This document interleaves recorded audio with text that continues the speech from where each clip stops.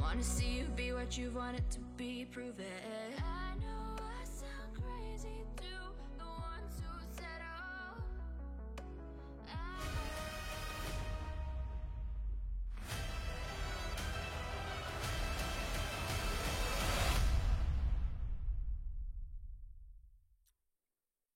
G'day there and welcome back to Six Masters 2020. It's time for the second series of this evening. I'm Guz and Ravens alongside to call the rest of the action this evening.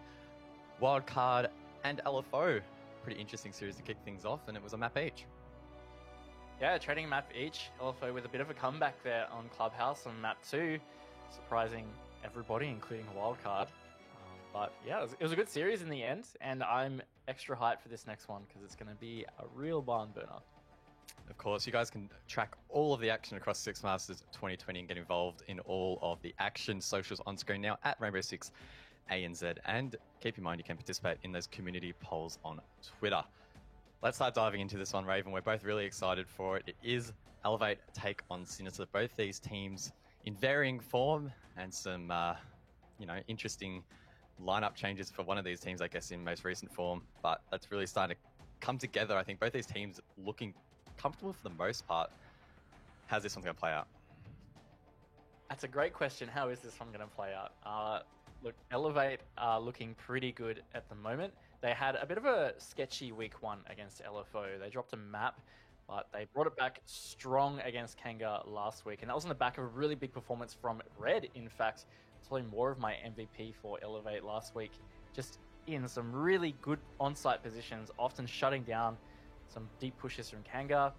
I think Elevate are looking strong coming into this week. Of course, Elevate did hit a little bit of a bump in the road. They were another team to lose a map to LFO, but it seems like they're recovering from that pretty well so far. Yeah, and as we've pointed out throughout the night, of course, there is a 6th member there, and that's Cynics, their coach, part of the support staff team. They do also have War Turtle there as an analyst. So well supported in the back end are these guys, and of course, they're going to be doing a lot of work against their opponents. Of course, our opponents for this evening are Team Sinister. Let's have a look at that lineup. You will notice, of course, there is the 6th, and also a player has been swapped out. Luna has been replaced for this evening's match by Derpay. What can we expect from these guys? Because, look, they've definitely been on an upward trajectory. They've been playing really well lately. They lost 2 maps to Wildcard in week 1, but that were pretty close. It was a 4-7 on Clubhouse and then a 5-7 on Theme Park. And of course, last week they had a very strong performance against the Knights, dramatically winning Clubhouse. It was an 8-7 match, and it was, of course, the famous Derpay stim of Nico to make it a 2v2 post-point situation, clutching it out. Definitely keep an eye out for a lot of these players. I was asking you in the pre-show, I was like, I don't really know who would be the standout player for Sinister, given how they've been performing.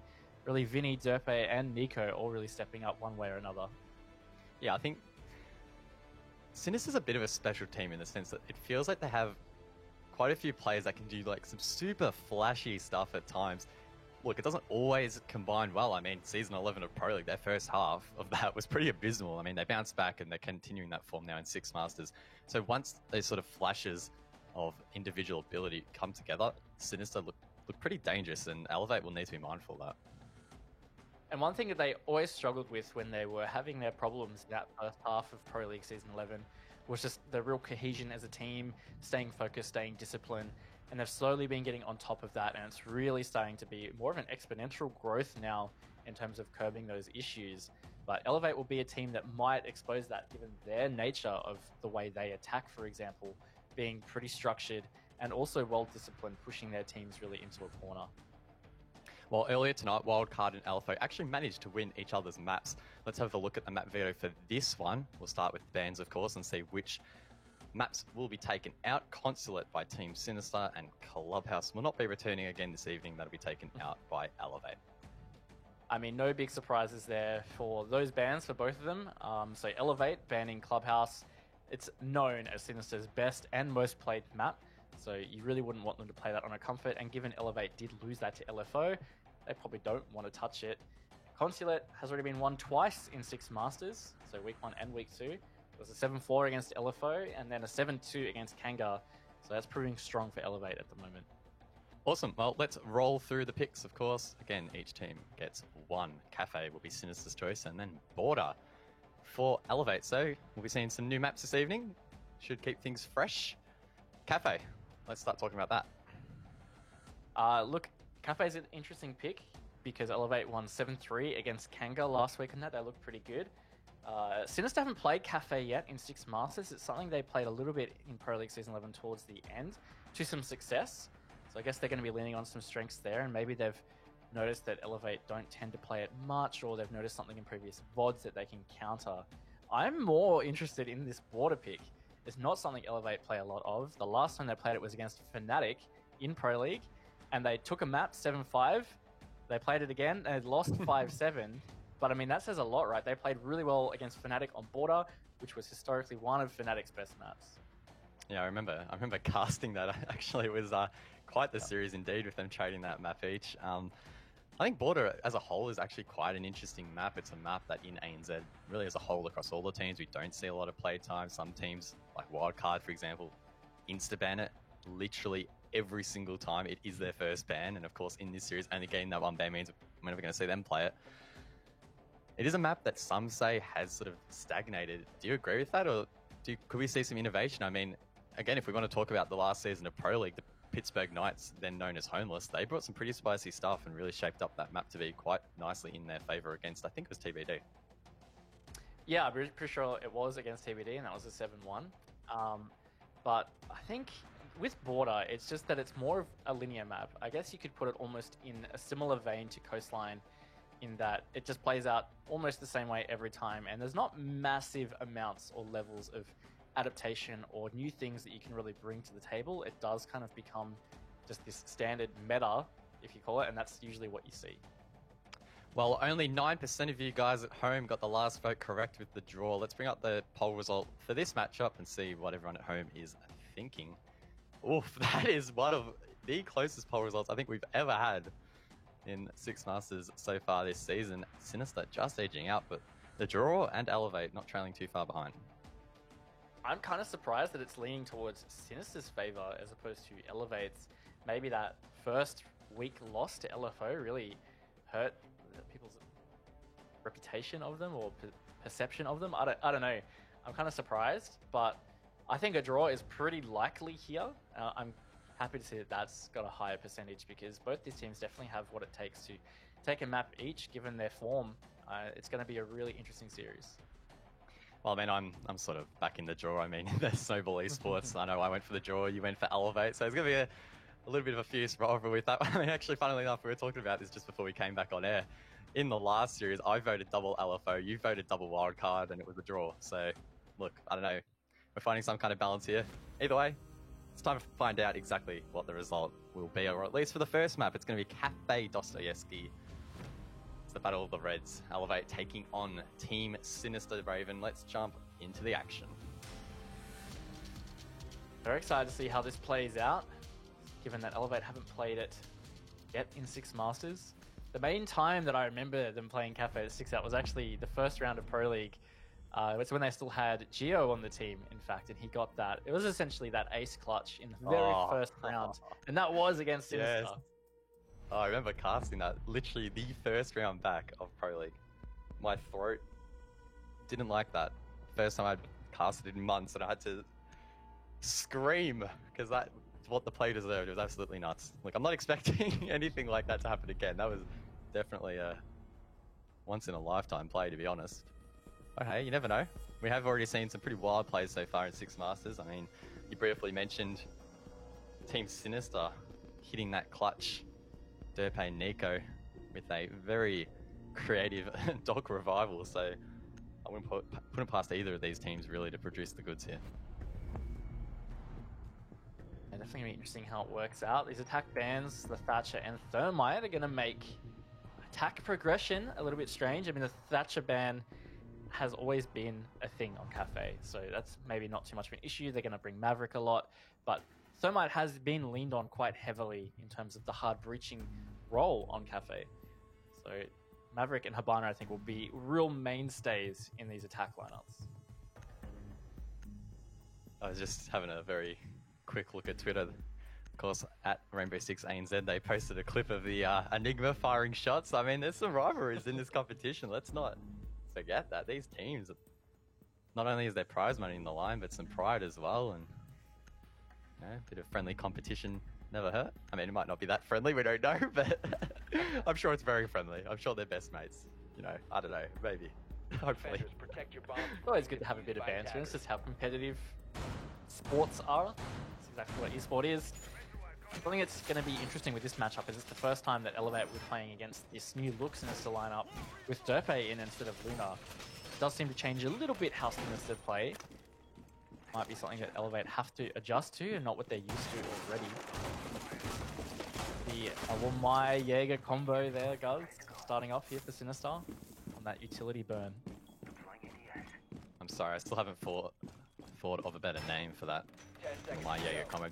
Spend some time before the next cast, you know, theory crafting some names, but nothing is coming to mind. Maybe it's just easier to say Jaeger or my. What was that, sorry? Are you saying you didn't like my Wamega? Wamega. Yeah. I mean, if you really want it to stick, I mean, we could probably make it work, but I don't know. I'm still a bit skeptical. I'm sorry. That's alright. I think that's well-placed skepticism.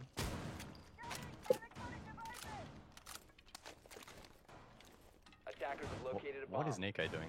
Oh my. Nico. It's only taken 30 seconds of this action phase and he's already doing something wild. Thrown under the objective. Definitely keep an eye on him. Not sure what exactly he's planning to do, but I wouldn't put it past him to do something twice here.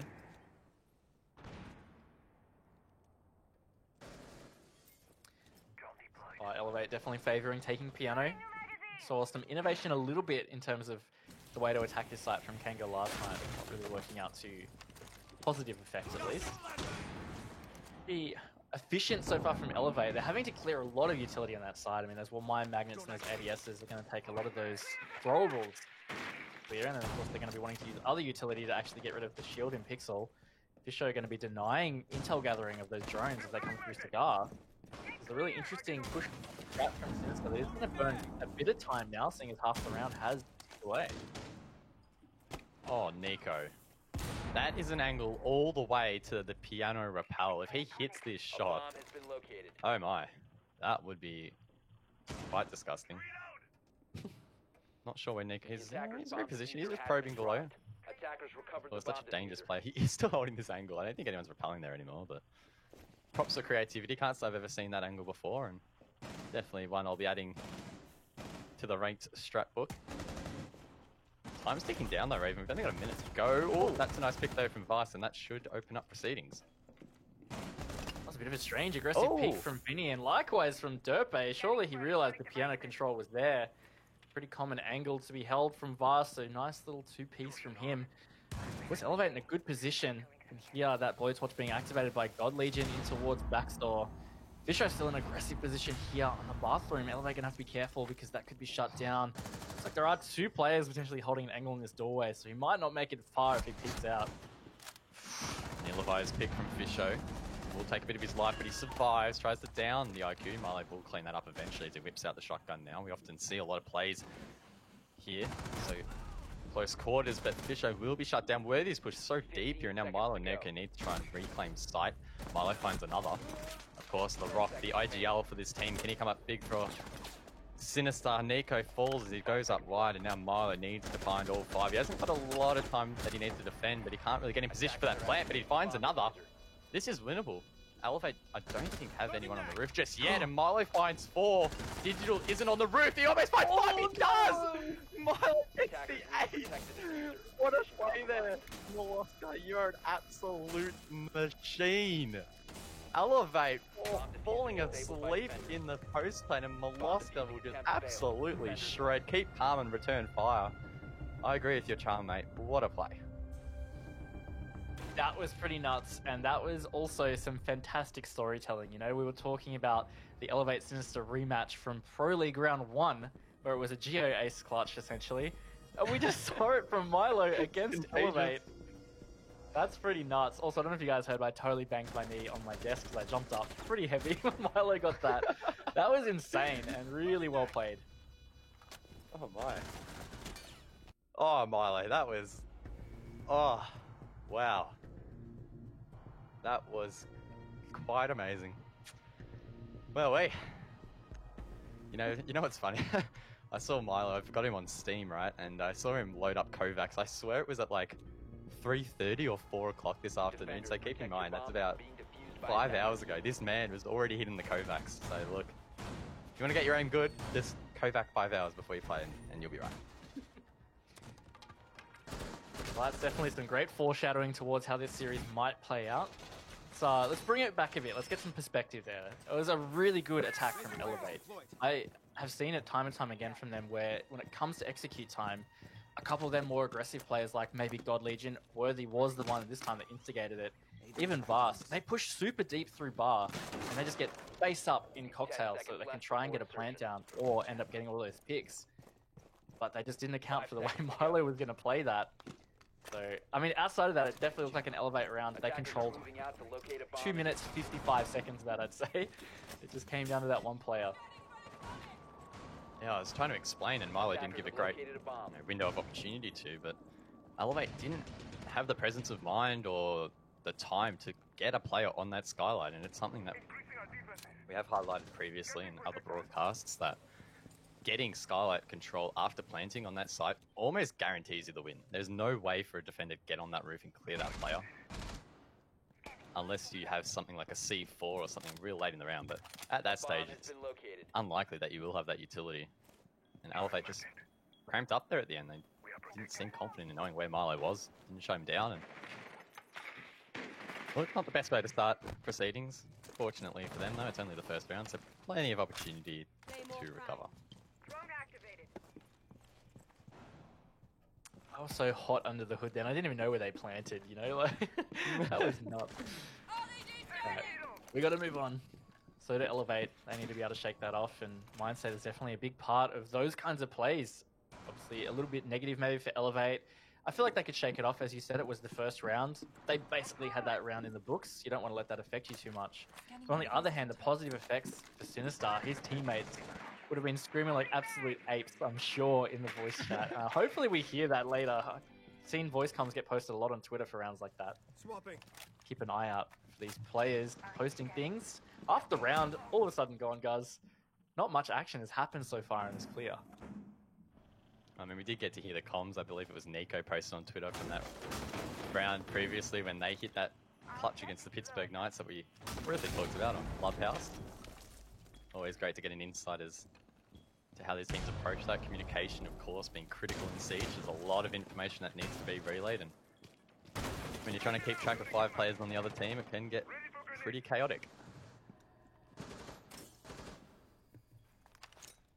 I'm not sure if my memory is just playing games with me, but I feel like Elevate have really changed up their roles. I don't remember Red playing the Buck. I don't remember God Legion playing the Maverick. So, see how this works out. There's a nice little trade there between Vast, and Worthy. And so get another one back though, and with the final 30 seconds, Elevate haven't given themselves much control. Looks like they finally do have the OP. No, they don't. There is a player peeking out. He's going to make an impact. It's Fisher Guy. 20 seconds to go. Not looking too crash shot here for Elevate. Red's trying to pinch it, but he gets shut down by Nico that's covering that flank, and Fisho will now be allowed to get the final kill. Team Sinister with a great start here on Cafe. Looking really good so far at the start. I mean, again, it's going to be very easy to look past that first round. The fact that Elevate actually played it really well until that clutch came out. But that round, just then, round number 2, that was all Sinister. The delay on the roam clear or the top floor control really worked out. And by the time Elevate got down to the bottom, they were just losing their gunfights left, right, and center. So holding fast, and they're going to be going to reading now. How they play this out, I'd expect, again, pretty good vertical presence around Cocktail.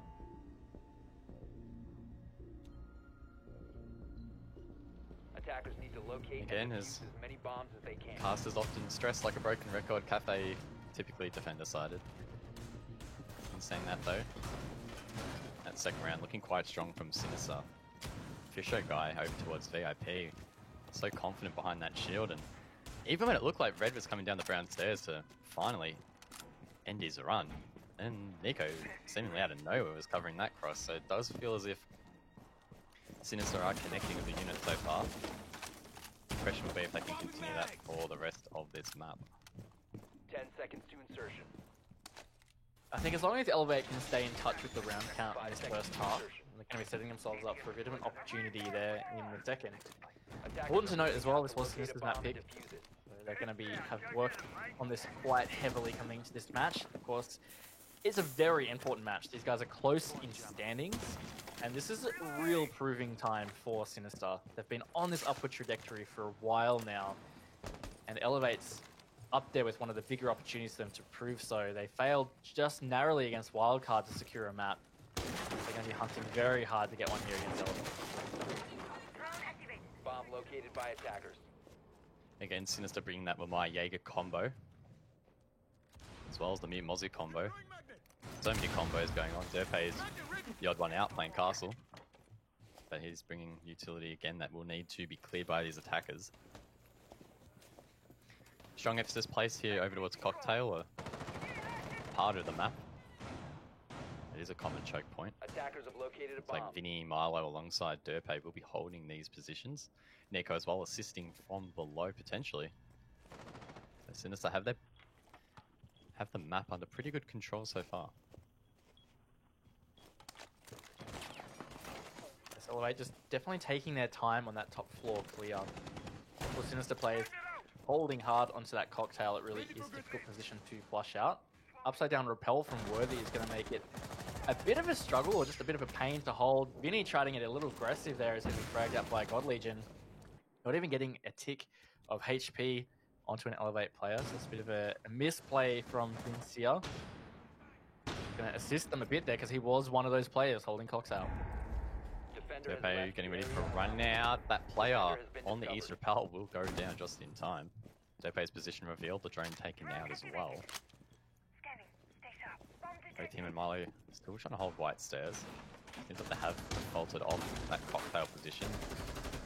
Red is above, but Milo, he's on fire at the moment. That's 6 straight for him. Yet to die on this map, and we need to try and shut him down before he really gets a run on him. Definitely never want to let a player get that hot streak going because they really get into that flow. Feeling it. But Elevate have some pretty good vertical control, and it is equal man count, so not all is lost at this stage. Time will not be their friend though, as only 30 seconds remaining. It can be tough to get this plant down. They've got the positions needed to do so. Definitely a possibility. Control above gained by Elevate Digital going for the plant. Is the coverage there? Gold Legion's been down. That could put him in a very compromised position, but Digital's going to stick it. He gets it down. Nico coming through at the flank, sees a down player to his left, and will flank silently onto Digital. That'll be him taken down, trading out that kill. And Elevate will eventually clean him up, so they will get the round, but it was looking for a long time like it was going to be Sinister's. It just came down to that final moment, the final 30 seconds, but it was just so important that Elevate did achieve the control they needed upstairs. Once they got all those holes open in Cocktail before Red died, that was enough for those players to maintain that position, block any potential rotate to deny the plant, and that plant could safely go down. So it was a well executed end to the round from Elevate there, and a really good post-plant hold.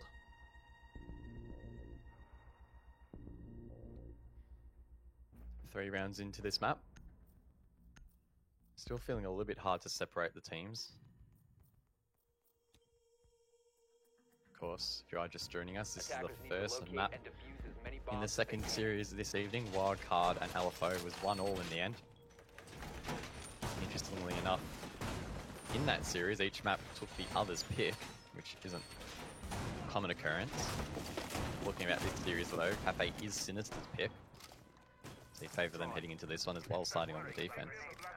Does that mean, I don't want to speak wrongly here, does that mean that Elevate elected to go on the attack because this was Sinister's map pick? I'm pretty sure that's how it works. Yes.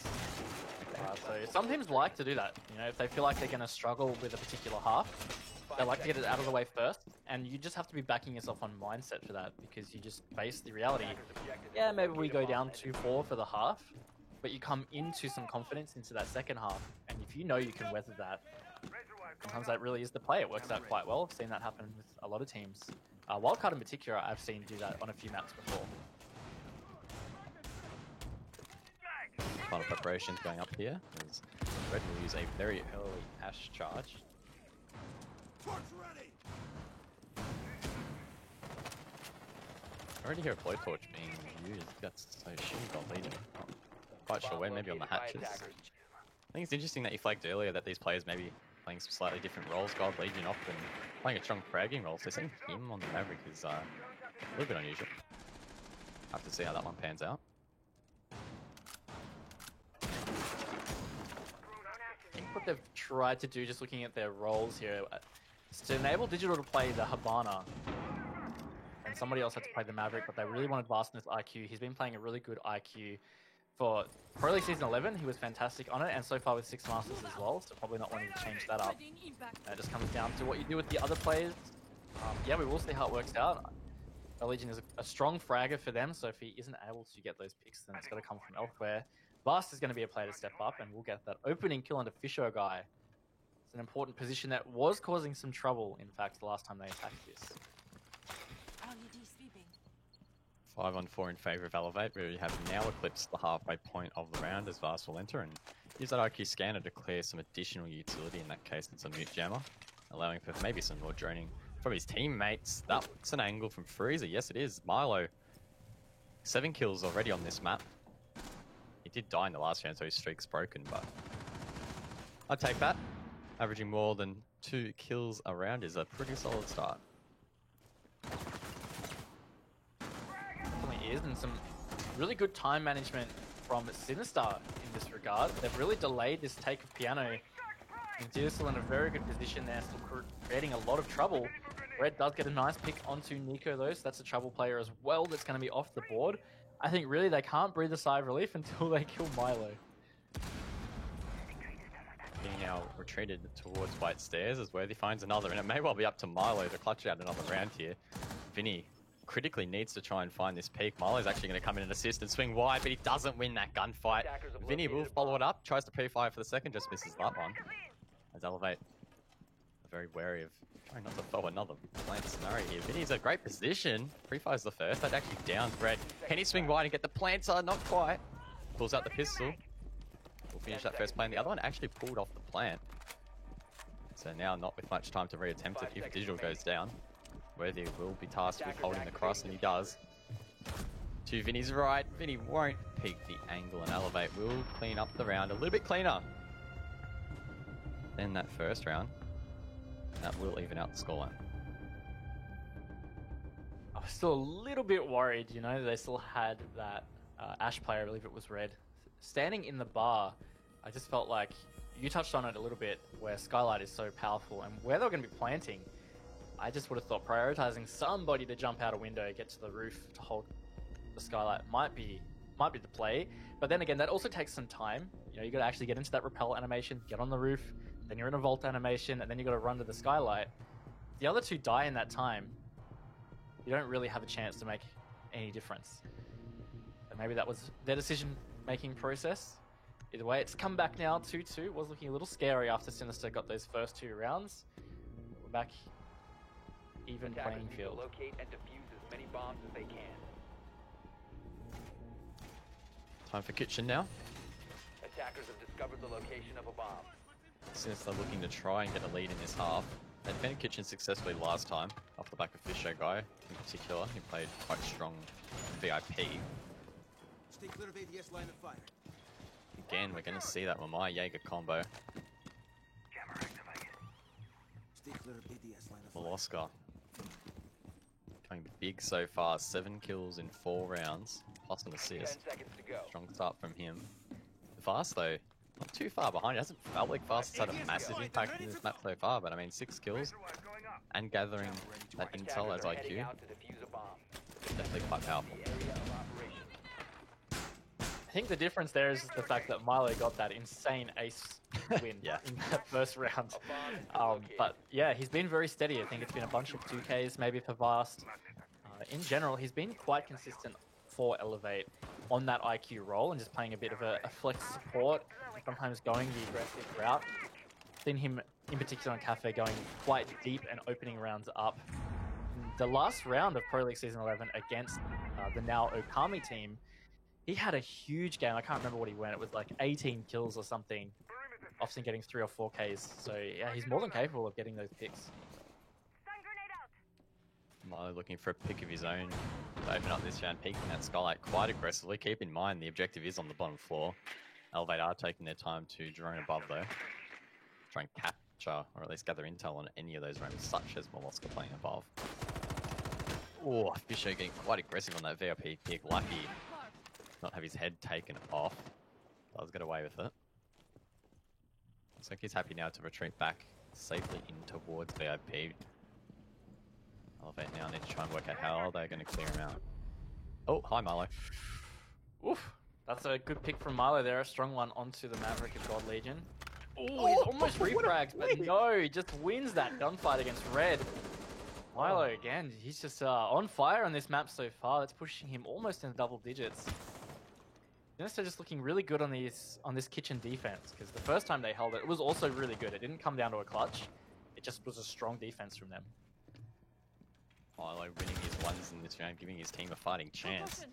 As they try and flash him out, surely Milo doesn't win that. He doesn't. Fast shut him down. Adds another kill to that growing tally. Now Elevate can start to get to work from above.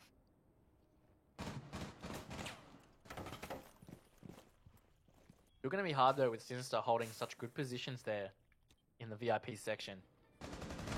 Means you can't really safely push from White. Maybe you can just leg it into Frieza, but it's never going to be easy. And that pinch is not successful at all. Oh. It's really falling apart. Oh, the Fisho guy with a quick 3k to finish it off for Sinister.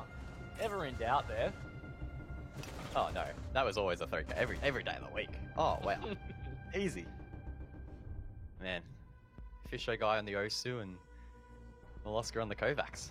That's the way to go. Imagine the combined power of the two. Oof. Elevate just...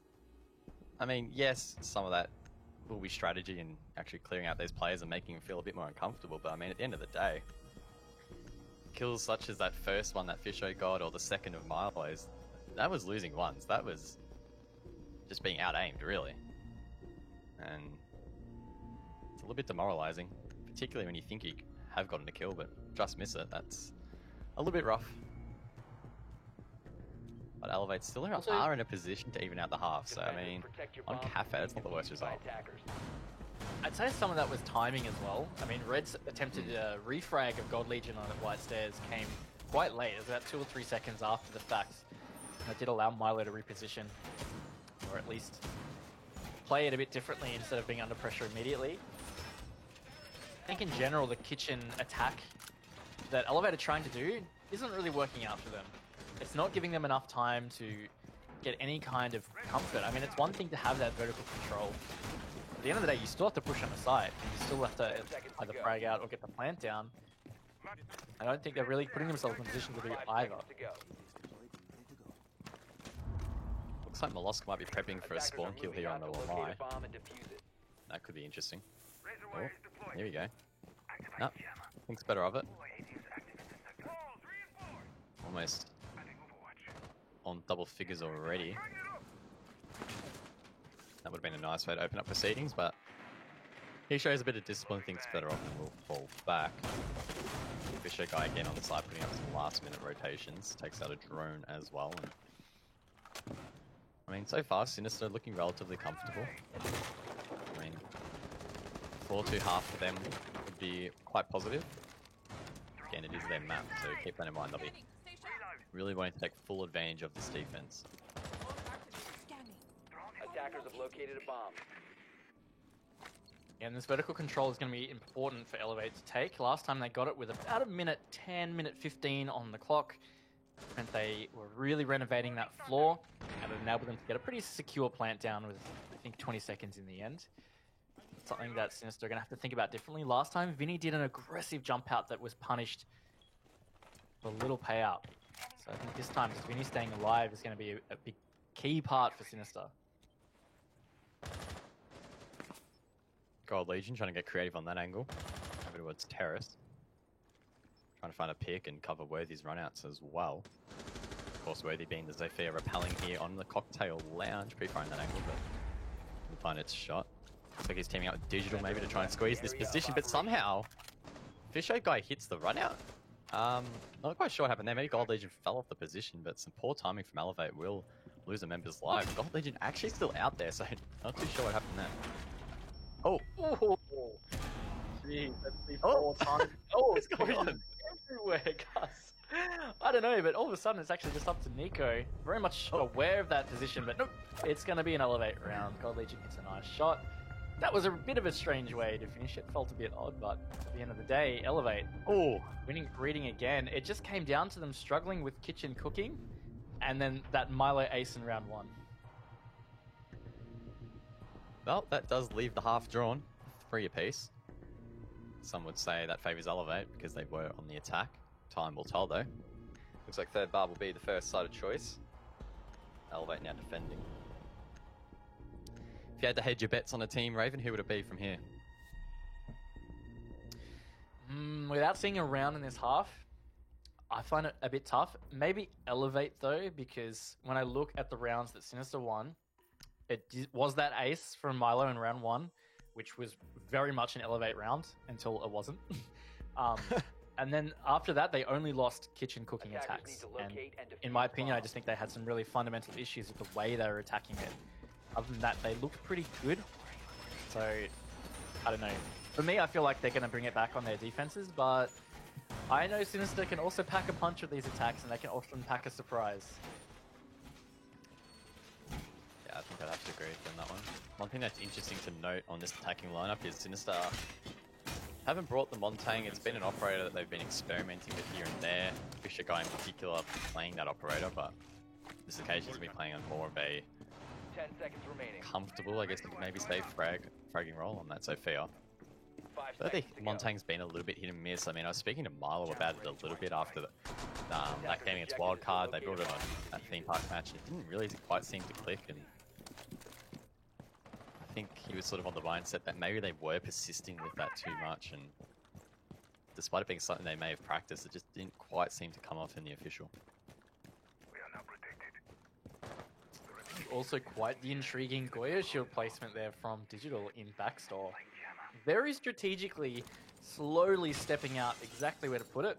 So the shortest distance possible from that backstore wall. Got it facing towards the piano, so I feel like that's all about the fact that teams really slowly open backstore wall. If they want to rotate through, they're going to have to think about clearing that shield. And maybe they've already burned utilities such as clearing the pixel shield. Might come back to bite them. Ah yes, Gold Legion will shoot that speaker. I was just about to comment on that beautiful music, of course. In Siege sound is everything. That music, whilst that might sound nice, will mask other important sounds, so teams will just shoot them straight away. A bomb has been located. So rip all the hard work that was put into that music. Either way though, Fisher guy, interestingly enough, lurking below here, trying to maybe get an opening pick over towards White. Reveals his position with those shots, and Red, I'm sure, is not surely aware. Or just whizzing over his head. But Fisher guy will play it quite patiently. Drone to assist. But there is a mute jammer, so they might have some issues gathering this intel. Man that doesn't have issues with nades though is Nico. Like, he's very commonly getting nades, and all those ADSs just shot from below by Vincia. Not sure about that placement, but that's very easily wasted. Going to have much of an effect, so that's going to help Sinister a lot. We're talking about maybe they might get surprised with the way they spend utility. It's not going to be the case. Nico surprises Worthy. He's on fire this round. Sinister in general on fire as they've got a 2-man advantage coming into this final minute. Take the nades off Buck, and Nico, he'll go play Sledge. No issues with that at all. Absolutely lethal with those projectiles, and Vinny taking out those 3 ADS devices, as you highlighted. Will only aid in clearing some of that utility later in the round. 3 on 5, Elevate. The severe man disadvantage, and Vinny potentially could find another pick. Red does still have that shotgun in hand though, ready and waiting for a player to push up. Looks like maybe they're trying to time it in a way that they can pinch this player elsewhere. Red will creep his way down, trying to get aggressive, and Vinny as well will crouch up. Bit of a standoff here. Vinny peeking the wrong way. Almost hits the flick as Red misses a couple of shots, but does get it eventually. Nico gets his triple. God Legion now left in a 1-on-4 as Molosca attempts the plant. He's shut down. That player lying on the ground. It was Derpe with the pistol. I thought he was actually down, but he will net that kill in the end. A big round for Nico. A big round from Team Sinister. And they will edge out a lead, albeit on a top floor attack, which is definitely nothing to be scoffed at. I just think Elevate had just some issues with the way they played it. I mean, a big factor, those ADSs getting cleared so easily had to have been a hindrance on side. It would have meant that Sinister could have much more simply had their way with the rest of their utility. In fact, you could say just spending IQ's bullets to shoot those is like nothing. That's freebie. So that's something they might have to revisit there. They aren't going to play the site yet, at least. They're going to go down to Kitchen. I'd be interested to know where those ADS devices were protecting. Was that that as many bombs as they can? trying to cover the shield of Pixel, potentially? I think the one in backstore. Okay. Yeah. I mean, if they're taking out that easily, maybe that's something that needs to be revised. Otherwise, future teams will be watching that back and going, oh, okay, well, that's pretty easy to deal with. As long as there isn't a player roaming below, that's pretty much free real estate for us. Either way, Elevate have now headed down to Kitchen, so different side entirely. An opportunity to try and draw this scoreline back for a piece. 5 seconds left before insertion. ADS active. Saying something in pre-show that Red had a really Attackers big must week locate last and week defuse against the bomb. Kanga, The device. but he's looking really off against Sinister here. I mean, he potatoed a sitter basically as mute on the white stairs there. Vinny should never have got a shot off on him. That's very uncharacteristic Red, so he's having a bit of an off game here. And Fast is really the one leading Elevate at the moment, not just because of frag count, but also I'd say with the impact that he's had. Lacking a bit of vision at the moment. Players just warming up to it still. They need to get a move on, otherwise Sinister might get too much momentum. They're looking to do a top floor clear here for the bottom 4 site, which is becoming increasingly popular to do. Looks like Fisher's playing entry. Again, sticking in at Zofia. Vinny and Nico also in quite quickly, so it doesn't look like time management's too much of an issue, and at least this first minute, control gathered of the third floor. Located by attackers. Again, Vinny getting to work on that IQ scanner. Currently going 3 and 6, but it has felt like he's had an impact in the right places at the right times. Especially that last round, clearing 3 ADS devices, nothing to scoff at. Elevate seemingly quite content in leaving this control above. It does seem like they have intel as well. Gold Legion actually has a drone above. Watching that ping. They know there's a player above. He's going to pre-place a C4. Nico needs to be careful he doesn't get taken out here. That was kind of fun, just watching him check the drone, ping, see how far away his ping is, and strategically use that to place that C4. Not going to net him the kill though. Maybe not placed quite exactly where he wanted it. Nico taken very low though, so lucky to be alive after that. Not going to take much for him to be shot. He's going to be more hesitant about opening up this floor because it really is just going to take one errant bullet and he's going to be out. At the same time, they'll definitely want to be trying to open as many holes as possible, knowing that if he dies, that will limit some options from above that Sinister will have. Meanwhile, trying to pressure downstairs, he'll be met with both Digital and God Legion playing towards bar. They're trying to cut off that rotate. Looks like there might be some pressure from VIP coming to Team Sinister as well. They try and pinch this location, but it does get shut down. All 3 players, Vinny, Fisher, and Milo, just completely deleted, and now Derpe and Nico need to try and gather the scraps. Derpe, the only attacker with full HP, will need to find a few, but he gets shut down, and now it's Nico in a 1-on-4. One shot will take him down, and there we go. Elevate. We're in the 8th round, and now the map's 4 apiece.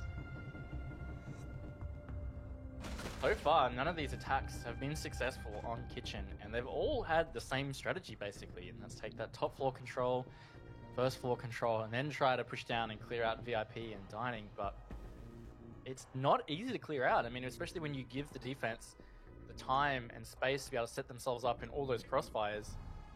it's tricky.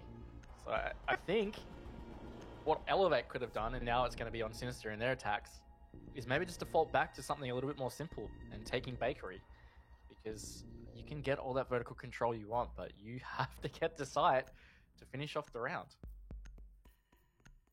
Milo teasing the 6th pick, but we'll stick Habana, an operator that he himself has been playing quite frequently Attackers need to locate here in and Six defuse Masters, bombs. of course. Loska joined this team, formerly from Sleeper Gaming. Back then he was more of a fragger, but now transitioning into a pretty heavy support / IGL role and helping provide some direction to the team. Seems like there has been a shift in their playstyles since he began IGLing, and so far they're working out alright. Advancing themselves as a top 4 team. They're on the brink of breaking that top 4. 10 seconds to insertion. Big match though, if they lose tonight, don't get any points, that'll 5 set them seconds back to go. significantly for the remainder of this season. Attackers' objective is to locate a bomb. Really important for Elevate as well to stay in touch with Wildcard. I mean, they are the ones out in front at the moment. 2 map wins ahead of Elevate, so if Elevate do secure 2 map wins here, they will be on equal points in standings with Wildcard. Given where we are in the season now after week 3, would be a good spot to sit, as Elevate and Wildcard will start to be playing teams of their level. We'll start to see them play each other, so Elevate Army and Elevate Wildcard. Those are the matches that will really dictate where their final position will be on standings. Attackers have located a bomb. Another top-down take for Sinister.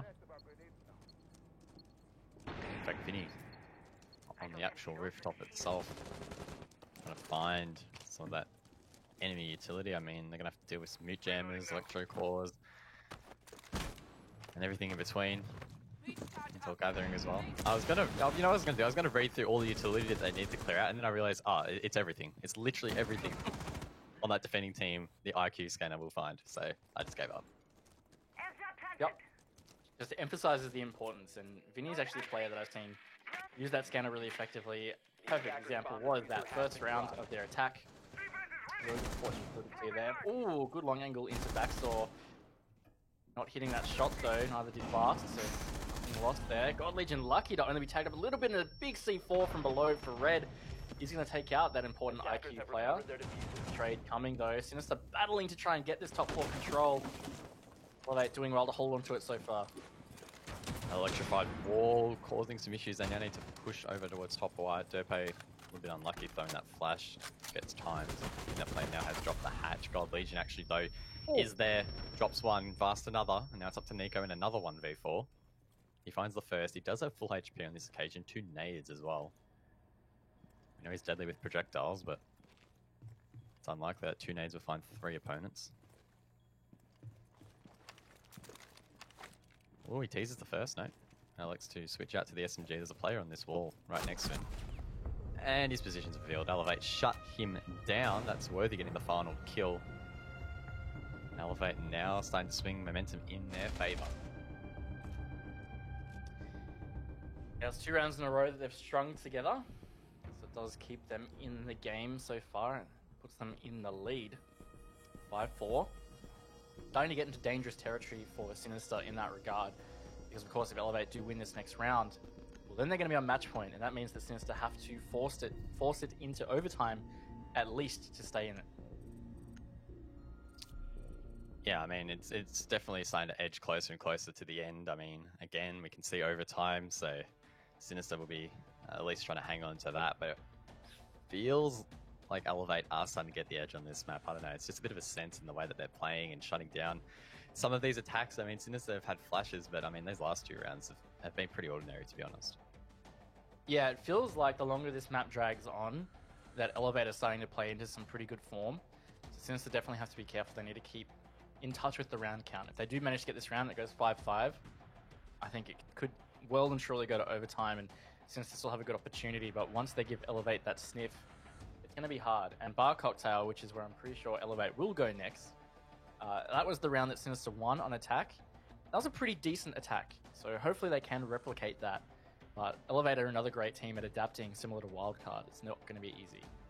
And I guess that must be pretty frustrating for Sinister. Attacking that top floor is no mean feat. I mean, it's pretty tough, especially with the util clear matter. And they did pretty well. It was quite the clean attack. And then, I don't know, the tables turn and they find themselves now down in the round count. Those last 2 rounds not looking really convincing at all. I mean, I believe if I'm recalling it correctly, both of them were Nico left in like a 1v4 at the end. So, I mean, you cannot be falling on those sorts of plays. Yes, it worked in the first round where Marley hit the ace, but it's not a consistent strategy, and Sinister need to use this rehost at least as an opportunity to reset and think about how they're going to approach these final rounds. It just comes down to it's not as simple to attack the way that Elevate do their defenses. They're quite disciplined in the way they hold their angles, and they're often crossfires, and they're a really good team at getting trades, refrags. It happens frequently, and they're not being able to keep up with that. We saw a couple of trades at the start of that round, for example, but then it was a bit of a waterfall effect. Elevate still had such good angles held upstairs. They just got those picks, and Sinister didn't have an answer for it. It's really going to be tough for them. Bar Cocktail is an opportunity, I'd say. They can build on some strength from that first time they attacked it, but they need to be able to replicate it on other sides. Yeah, I mean, as much as it feels like maybe Elevate are sort of running away with this one, at the same time, there is sort of room for Sinister to bring it back to that overtime, which is, again, a new dynamic, I guess, for these teams. We have seen quite a few overtimes throughout Six Masters, but it's not like every team has played a whole bunch of them.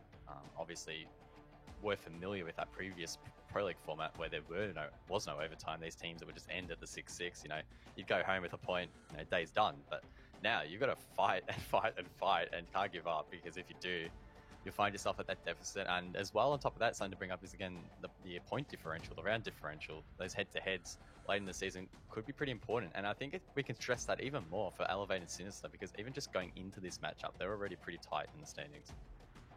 Yeah, that's a fantastic point. Coming into tonight, I'm pretty sure it was Elevate in 3rd and Sinister in 4th.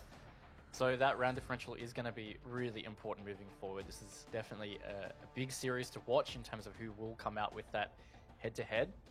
And, I mean, the second map is going to be just as spicy as this first one. I wouldn't be too surprised if this goes to overtime the way it's panned out. I mean, Sinister haven't been playing fantastically, but neither is Elevate.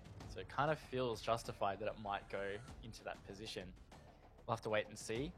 There's been 6 overtime maps so far in Six Masters, and given that it's only week 3, I'm kind of surprised at the amount, and I think that just shows where we're at in ANZ and the competitiveness between a lot of these teams. And I mean, talking about competitiveness, focusing on this Cafe pick, it was Team Sinister's pick, so Elevate currently currently have the lead going into this rehost on the opposite pick to theirs, of course, because Sinister picked it. But that's maybe not such an unusual trend, because earlier tonight we saw Wildcard LFO.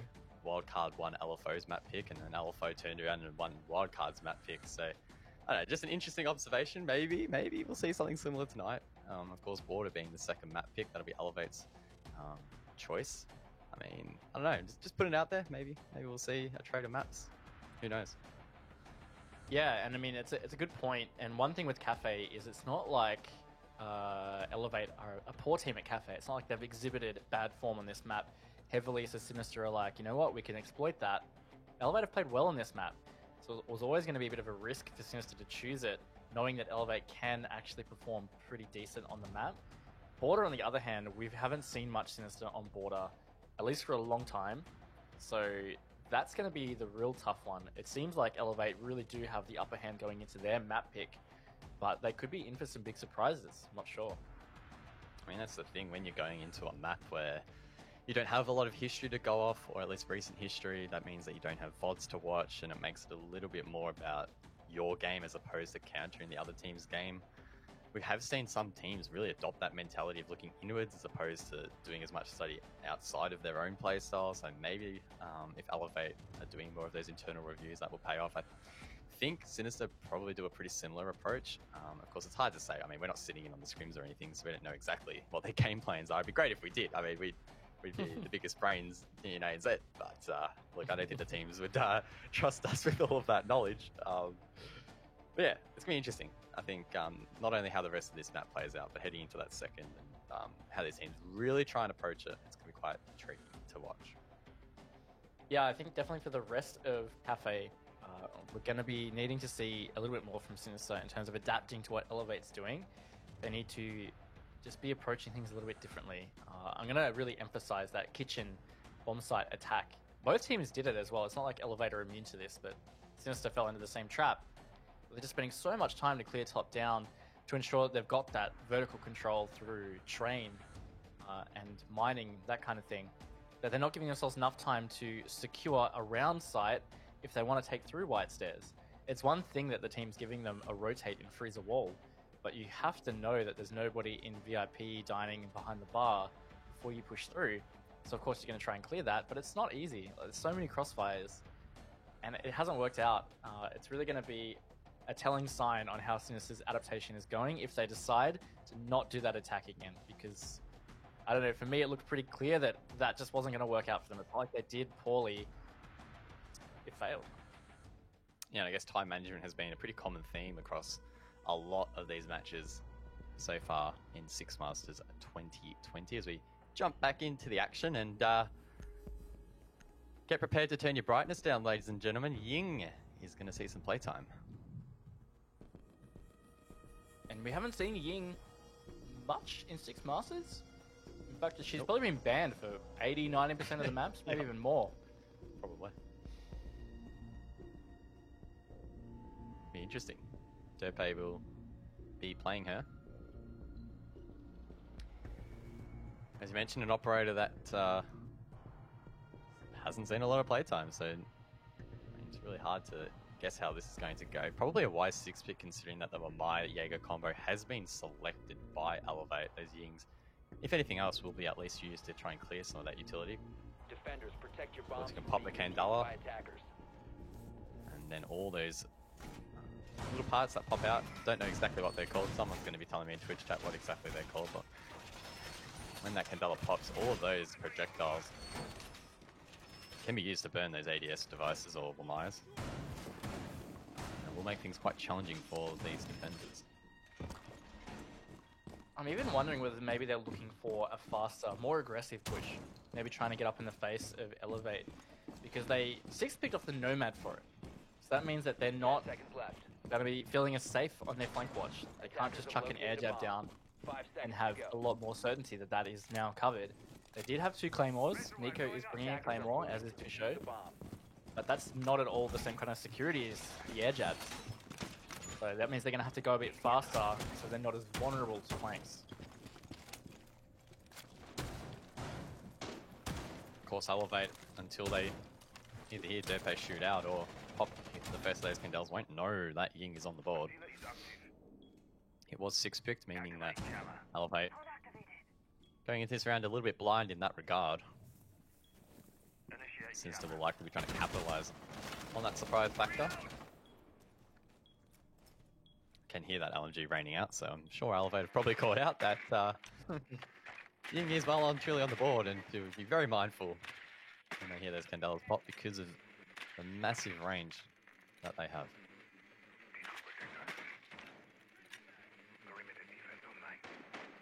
We will have to be careful in just a minute. A droning gun here though. The Sinister have secured this second floor. Something we have started to see happen a little bit more frequently. Instead of teams taking just straight piano and around Cigar, actually obtain the second floor control. Maybe orchestrate some kind of counter push white. Something to that extent. Vinny is going to be coming up from that first floor. So they've got map control on those first 2 floors. So Digital on the Maestro peeking that Skylight quite aggressively. Minute 30 now left on the board as A bomb has been located. Elevate continue to try and ward off any push from below. Whether he finds himself on low HP, a single bullet will take him down. Nico and Fisho still again. Gonna get something going from below, but time is ticking down. Looks like Worthy was maybe trying to do an aggressive run out from below. It's not going to work out at all, as he said. He was low HP, finally finished off by Vincia. With a minute to go, though, the way that Sinister have taken this so far, they don't really have much around sight. I mean, they can come up White Stairs, or they could drop Skylight. That's pretty much it. I mean, they could drop Cigar and try push default, but they don't have any control to push out this backstore player, for example. That can be really easily denied unless they just win that gunfight. They're banking on a bit of a risk right now, coming into the final 30 seconds. I guess the scary part for Elevate is that those Candela I don't think have been used yet. So Derpay could go big here and really help his team push inside, especially if Elevate are blind. 15 seconds left now. 15 Sinister. seconds to go. The call comes out to execute. Here we go. Nico makes his way up white. Fred gets the first though. Those Candelas start to rain down. That's 2 in favour of Elevate, but Milo will sweep through and get 1. Refrag is on the cards though, potentially, as Gold Legion finds himself in a 1-on-2. And Elevate will sweep around and collect that round despite it being a 3-on-5 entering that phase of the round. They manage to get another round on the board. I think it just came down to, again, Sinister just didn't have enough control. I mean, there was nothing over on the Cigar side or through Piano to affect the players playing in backstore, which is such a strong position, no matter where you're executing, even if it is Cocktail. Maybe just a little bit more work needed for Sinister to do something with that attack. I did like the way they took the top floor and the bottom floor, sorry, and the middle floor control, but they just needed that extra touch. And now it means Elevate are a match point. Derpay once again will 6-pick onto the Ying. Despite saving those Candelas for late in the previous round, they didn't really seem to have as much of an effect as I think Sinister were leaning into.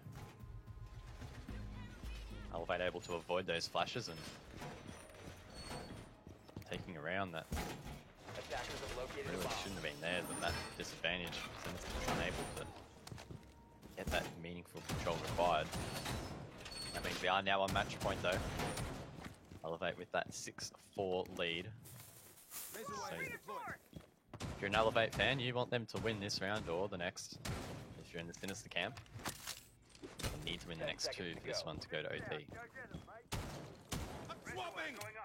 5 seconds left. And as we were saying in the rehost, no team so far has been successful in attacking Kitchen Cookie. Been played 3 times. Might be seeing a run out from God Legion here. Tempted peek, maybe? He's going to go for it. Oh, he just saw the edge of a player, but not actually going to go for the shot. He is detected. Bounce back inside. Nico, in fact, shuts down Digital in a different position. So that's not a great start there for Elevate. I think Digital was, in fact, just rotating. Unfortunate start there for Elevate as they try and close out this map. Nico with another pretty solid performance so far here on Cafe. Yeah, I'm going to see him on the buck this round. Unfortunately for him, Buck recently using those grenades. Oh my, God Legion. That was quite the C4. Derpay left to lick his wounds, and critically, that will be the Ying off the board. Really hasn't worked out for Sinister so far, that King kick. Even last round when it really should have worked, I mean, it should have been the nail in the coffin for Elevate on that. Work out at all, so might have to rethink their use of it. And again, Sinister are doing this top-down control. They're going to have to speed it up a little bit. I mean, they've still got half the round, but it's going to be tough. Those crossfires are still held in VIP if that's the side they want to be executing. A minute 30 left in this action phase. That means we have eclipsed the halfway point. Now it's time for Sinister to try and gain some of that meaningful ground they lacked in the previous round. Fisher guy, I believe, is trying to get the Electrocore off of this hatch. Don't know if he'll be able to. Meanwhile, there's actually only one member on the side here. Elevate instead trying to stop Sinister from getting control around it. Critically, Milo has the diffuser in hand. He's playing the Habana over near the bus stop. Vinny with some nice utility clearing from above gives Sinister now under a minute to maybe get an entry in towards side and get a plant down. As this all spread out, they do get a pick though. That's going to be a very important one from Nico. Looks like it was from above. Having strong vertical control with man advantage is going to help that bit more, but with time ticking ever away, need to decide where exactly they're pushing. So they haven't fully obtained where this execute looks like it's going to go. It must be the other side, seeing as Milo has diffuser all the way down the east. Nico's going to be on the counter push. 25 seconds. It's going to be close. Maybe not. Maybe Gold not. Legion is now left in a 1-on-4. A couple of frags for Sinister should give them the edge in this round. Gold Legion will pick up one though, and Nico will swing wide and get the quick refrag. A great round from Nico. Great round from the rest of his team as well. And we are edging very close to an overtime. Yep, 1 round away to Sinister to decide whether we do see overtime on Cafe or not.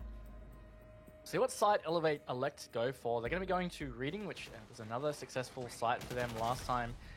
Oh, that's that C4 in the face of Derpe. That's a terrible sight to see coming when you're already ADS.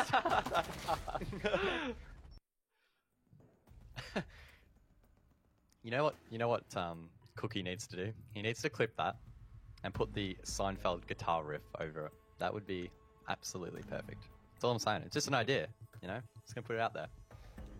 So, if we see that later, Attackers need to at locate Rainbow6ANZ on Twitter, as many bombs as they can. I will take full credit for that. Alright, sure, man. Thanks, Cookie. Love you. Cookie, of course, being one of the social media managers. Absolute legend. And I'm sure he's lapping up all this airtime that he's getting right now, so we're going to shut up about him and get back into the game. 6-5 the scoreline, as we mentioned. 1 round away from either Elevate taking it or overtime. So the pressure definitely starting to mount here for either team. So last time that Sinister attacked this, they really never succeeded in getting proper cocktail control. And this was another round that was in that Nico 1v4 scenario that you were talking about. They just need to be much tighter on clearing this. It doesn't look like they're going to be able to place that ADS because of the hatch. So they're probably not too happy about that one. Well, hey, at least he's placing them on an unbreakable surface. I mean, last time, or in one of the previous rounds, Vinny took out probably the 3 easiest ADS devices in his entire IQ career. So, nice switch up there from Gold Legion to actually place them on a surface where you can't shoot through. Protecting those devices for at least a little bit longer.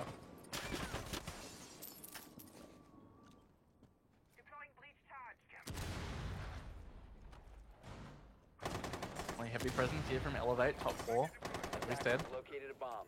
And testing early, I like that they put in some pressure at Pixel. It's not even like Sinister can comfortably drop Cigar and play in the piano, and then start to push across. You're going to have to fight and drone out and clear utility at Pixel, and then ensure they can push White Hallway or through Bar. Slowly delays their take of Cocktail, and given there's already a minute burned off, might make it tough. Worthy is on a bit of a run around here. Maybe looking to go for a run out on that east side, not too sure. Ooh, some shots coming out towards Skylight, not hitting the target, and Vinny not hitting it either. Again, all adding to a time delay here, as really it's almost half the round gone, and Sinister are struggling to obtain any kind of map control. Moloska will finally drop down the hatch with diffuser in hand. Elevate seemingly now finding themselves defaulting back towards site. And that's past the halfway point of the round. Keep in mind, all 10 members alive and well in the server. Everyone on full HP as well. So this could come down to a pretty scrappy end of regulation. Again, if Elevate win the round, they win the map. If Sinister win the round, we will go to overtime. Sinister do finally have that cocktail control, and Fisho has taken it after a drone. Give themselves a bit of time. Worthy's going to throw up a C4, though. It's going to take out Fisher Guy. That's a big pick for Elevate. Inches them closer. Maybe to the map, but Vast has been down in a different engagement. Not sure if Sinister are aware about that. Might still be able to be salvaged. And ooh, Nico almost finds another one from above. He does actually get it in the end. So Sinister maybe in with a shot here. Fred been having a little bit of a tough map here as Nico continues to tear up with that skeleton key. Does look like Vast actually has been revived, so he'll be back in the game. Smokes come out, but Worthy gets the kill. Bomb diffuser has Free been trade not dropped. quite there as 15 Vast, seconds remaining. after being revived, gets another. Nico still popping off. As Gold Legion finds one more, and now it is a 1-on-3. Vinny, there's not much he can do. He will be shut down, and Elevate will take Cafe 7-5. A great performance in the end, closing out what was a close encounter. Definitely another close map for Sinister. I got a feel for them. I mean, they've had so many close maps. 2 against Wildcard and now 1 against Elevate that they haven't been able to secure points on. Of course, they do still have an opportunity later on. But well done from Elevate, because I mean, it was looking a little sketchy earlier on in that first half. They managed to bring that to be a 3-3. Of course, they came out on top in that second half. Worrying signs for Sinister losing their map pick. Wasn't the most comprehensive victory ever by Elevate, but commanding nonetheless. I think it's probably the best way to say it. It sets themselves up nicely for this second map. And I mean, if I'm in the Sinister camp, I'm a little bit worried, because not only is that points lost just for this series, but as we alluded to a little bit during the rehost, this is a pretty big ramification for the entire series, considering how close these teams were heading into tonight. Yeah, I think it's heavily expected that Sinister really are a top 4 side, so that means they're within that area that Elevate is also expected to finish. So that round differential is going to be very important. And I mean, look, it was Sinister's map pick. Elevate played quite well. They definitely looked like they were the tidier team across all those rounds.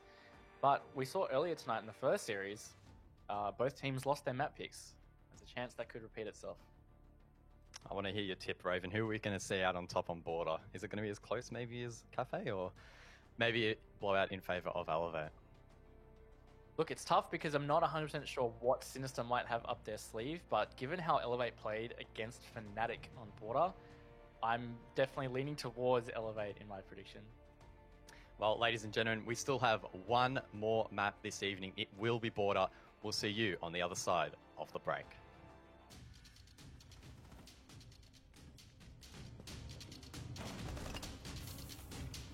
Seconds to go.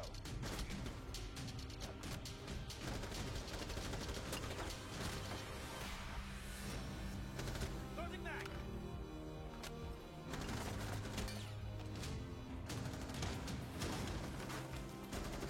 Reload. Attackers need to protect the position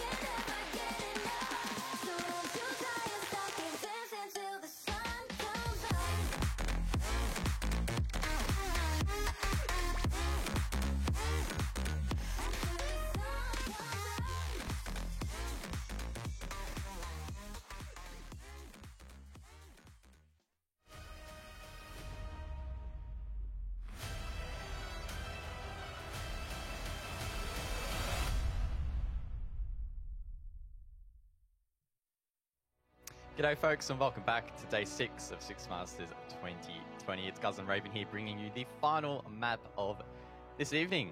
We just came off the back of Cafe going in favour of Elevate despite it being the Sinister's pick. But now it's time for Border. Well, what can we expect? And forward to Border, because as we've said a little bit, Elevate had a fantastic performance against Fnatic on 2 maps, both of Border, in Pro League Season 11, right near the end. I think it was the second last play day that they had that matchup. It's very fresh, and it's not normally a map that Elevate have been good at. In the past, it was always really their Instaban, similar to Wildcard. So they worked on that, they've made it really strong, and this is going to be the next time that we've seen it since that Fnatic matchup. I mean, it's probably fair to place the pressure on Sinister here. They just lost their map pick. It's pretty dodgy in that second half. A couple of rounds that they probably really shouldn't have won, that they did actually throughout that match. So, I mean, what do they need to be bringing to the table here? Because things are not looking amazing heading into this map. Yeah, I don't think they were necessarily playing super sloppy Siege or anything like that. It's just that the way Elevate were playing their style, especially in their defense, Sinisters have to rely on a much tighter team play because they were starting to lose out in trades and pushing into crossfires that Elevate were holding very disciplined. That's really hard to deal with, and they're going to have to try and pull out some stops here on Border. Well, we had a look at the community poll before we headed into this series, and it was incredibly close. Let's recap it and see how many of you folks at home have been knocked out already. And it'll be the majority. 39% of you will go home empty-handed, but there's still a significant portion who are in with a running. Yeah, definitely. I mean, that draw is still a possibility. We don't know what Sinister's going to bring out on Border. That's the biggest thing. I don't know how Elevate's feeling about that, but I'm sure they're going to be going into it just thinking, we'll play our own game, we're strong on Border, and that's all they need. Sinister might have some surprises. They are a team that have interesting little strategies that can come out of nowhere, and they could catch Elevate offhand. I mean, that's the thing. Despite it being someone's map pick, unlike the previous map veto process where you had less flexibility as to where you could go because you had more bans on the table, now you might actually end up picking a strong map of the opponents if it isn't already your insta-ban. So definitely opens the door for some very interesting competition. But talking about competition, let's jump in to map number 2. It's Elevate taking on Sinister. Elevate currently 1-0 up in the series, but can they hang on to the lead? That is the big question hanging above their heads. Border, a map that I haven't casted in quite some time, so I'm pretty keen to jump into this one. Should be fun. Well, actually, I think the last time you casted Border was the same time I did, which was that Elevate Fnatic series. Well, So- let's go. Here we are again. In terms of bans, I'm going to say Thatcher, of course. And I don't know, maybe Elevate will ban the Ying. It didn't really work out from Sinister, but maybe they don't want that threat, so that might be what they go for. And no, actually it's the Maverick. That's going to make attacking a lot trickier, because now they're going to have to really clear wall denial thoroughly and have to bring Thermite and Hibana. So that's effective. Elevate are the ones that'll have to deal with it first, though. Mirror to kick things off on the defense.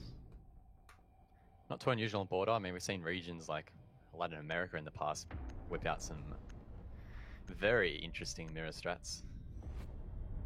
And Valkyrie will round things off, another powerful operator on this map.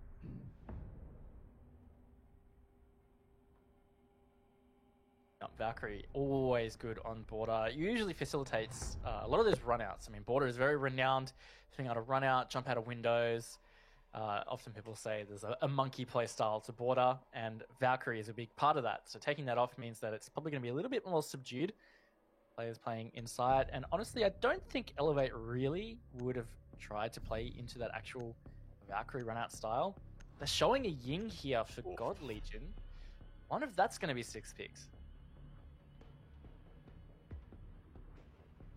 Well, you foreshadowed it. Looks like it will be the case. Either way, God Legion. I don't know if I'm speaking out of line here, but it feels like he's been playing some pretty weird operators tonight compared to what we're been accustomed to. Normally playing more of an entry role. I guess maybe IQ you could classify as that. With a bit more of an emphasis on utility clearing. Not sure exactly the thought process behind that, or if I'm completely speaking out of line here and I'm wrong. But, I mean, it's something we talked about a little bit earlier, and I don't know. It's not always a bad thing necessarily when players are playing different roles. It can often be an indication of depth. Again, it's just something to keep an eye on. Yeah, I think the main one that was really off-role for him for Cafe that I felt was Maverick. But IQ really will play into some strengths of God Legion. He's a really strong fragger, and you do see strong fraggers playing IQ. I mean, Vincere is a great example on Sinister. He's often their IQ player, and he's often also one of their top fraggers. That's a local example at least. Let's see how that works out. They are leaning on this Thermite as their hard breach. They haven't brought a secondary backup. Going to be Digital playing it, so they're going to have to protect him a little bit as they're attacking events. It's good to be back on border. Missed it a little bit, you know? It actually feels like it has been so long since we have passed this map. Oh, Yeah, it has. alright. Hopefully I don't forget the call-outs, to be honest. Might be a little bit rusty, to be fair, but, you know, this map, rather, has been in this game for quite some time now. Introduced all the way back in Dust Line, which was in 2016. For some of the OGs out there. That was also when Blackbeard came out. We all know how that went. Very balanced operator. But obviously he was fixed, so no problems there. Valkyrie as well was introduced, but we're not going to see any play from her this evening on this map, as she was banned by Team Sinister. Downstairs presence here from Fisho in the bathroom. Not wanting to let Elevate sneakily take that map control. Very important for holding vents. He is on a drone though. It looks like he just spotted it in the final moment. Some bathroom intel they are going to lose out on. They really will have to protect this because they've already made rotates for Elevate in that position. And without a castle, which is the tradition, Fisho makes that impact though onto Red. He's not going to have a chance to open many holes as the Sledge. It's a good start from Sinister. Under a lot of pressure here in Tellers though. Milo at a weird angle. He's going to get picked by Digital. That evens that man count. Talk about weird angles. Fisho on an off angle here in bathroom gets thrown out. Will be able to retreat. Also getting pressured from above though. Shotgun shots rain out. It's not quite enough, however, and God Legion, despite being so low on HP, shuts him down with a minute to go. I think that was a really great way to highlight some of the differences in these teams. I mean, that was good team play from Elevate. They had 3 people basically stacked up in Tellers that could have just tried to push to refrag Fisho, but they used that vertical play to reposition Fisho guy, and that allowed them to get a really effective pinch on. So that's well played by them, giving them a good advantage. And they've got about 40 seconds now as they're starting to edge closer and closer to start, putting these final 3 players under a lot of pressure. Nice shot there by Vinny. 30 seconds left. Silence filling the map at the moment. A couple of shots running out. None connecting though. Looks like an attacker has actually entered in towards Workshop. Derpe trying to help Vinny in denying it. He misses the refrag. That's unfortunate. And Elevate collapsing there. In the end, Nico the final member to fall for Sinister. And that's a good start here for the Elevate boys.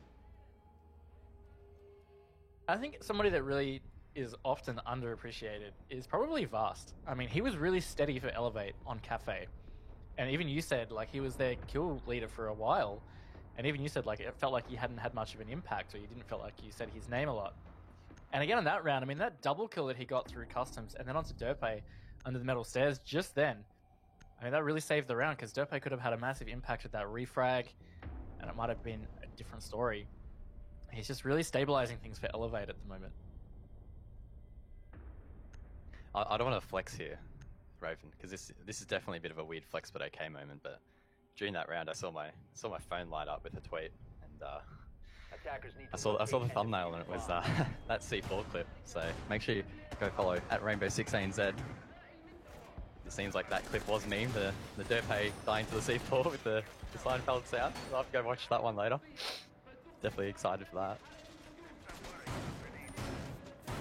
Always good to have a. Are you done, guys? Are you done? I mean, I can keep going. I mean, we have to fill for another 20 seconds till the round starts. So I don't know. Depends. Where do you want to take it? I'll leave it in your hands. You're the analyst. You can talk about the setup. Go ahead. 10 seconds left. I will, but not just because you told me to, because I want to, alright?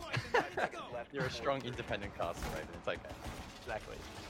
There's some interesting picks here that I want to talk about. Mainly the Wamai and the Ella.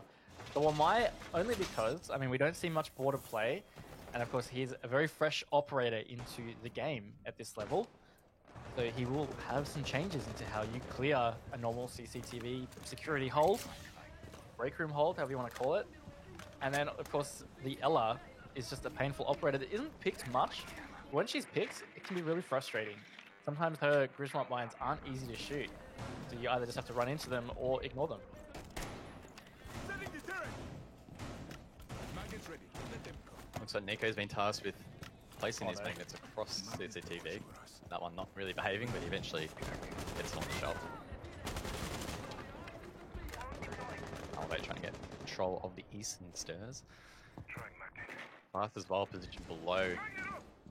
Okay, Sinister maybe try and trick that triple wall, but they don't have a bandit on the cards. Marlo is positioned there though. I think he may have seen that drone, I'm not entirely sure, but Marlo's in a pretty exposed position at the moment. Seeing as he's the Jaeger, it's not like he's going to be trying to go to the triple wall to deny that entry.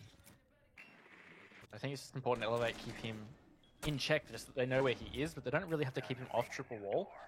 If anything, just preventing the run out if they're going to breach it open, which sounds like is what just happened. Exothermic charge off in the distance there. Milo got tagged up super low now. He's basically 1 HP from what we can tell. Looks like Elevator really just solidifying this office push. Marlo desperately trying to find an exit pick. He pretty much knows that his life is over here, but if he can at least find one, it'll make his time worthwhile. He has wasted a lot of time. Oh, he's going to try and find a pick. He hears the nade getting cooked, but Red, just in time, will switch to his primary, get that kill. Nade gets sent out. Sky Legion finds another. That's Fisher guy. He's now 3 on 5.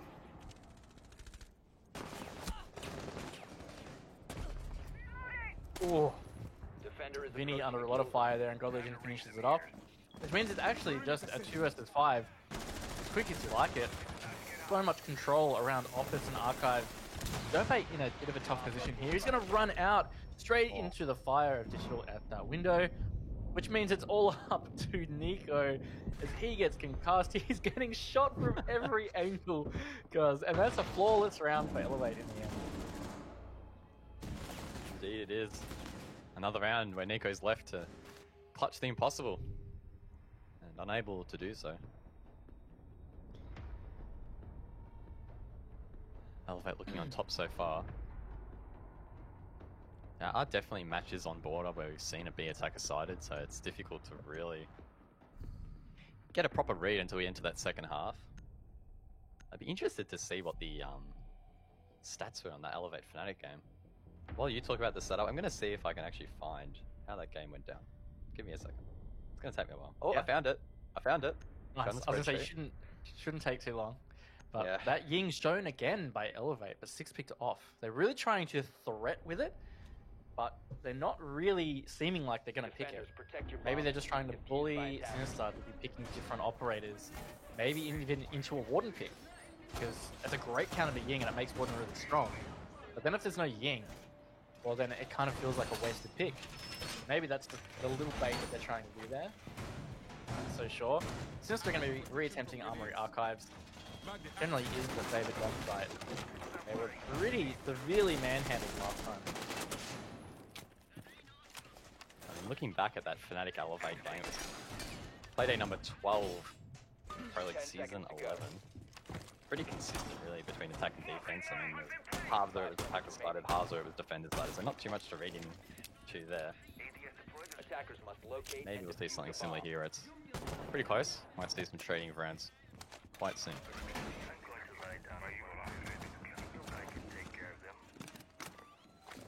It doesn't look like anything too dramatically different for Sinister either with this setup. No dramatic changes for wall denial, for example, for triple wall. I feel like Elevator probably going to do the same thing. Stress test and see whether Sinister have made any changes to their playstyle.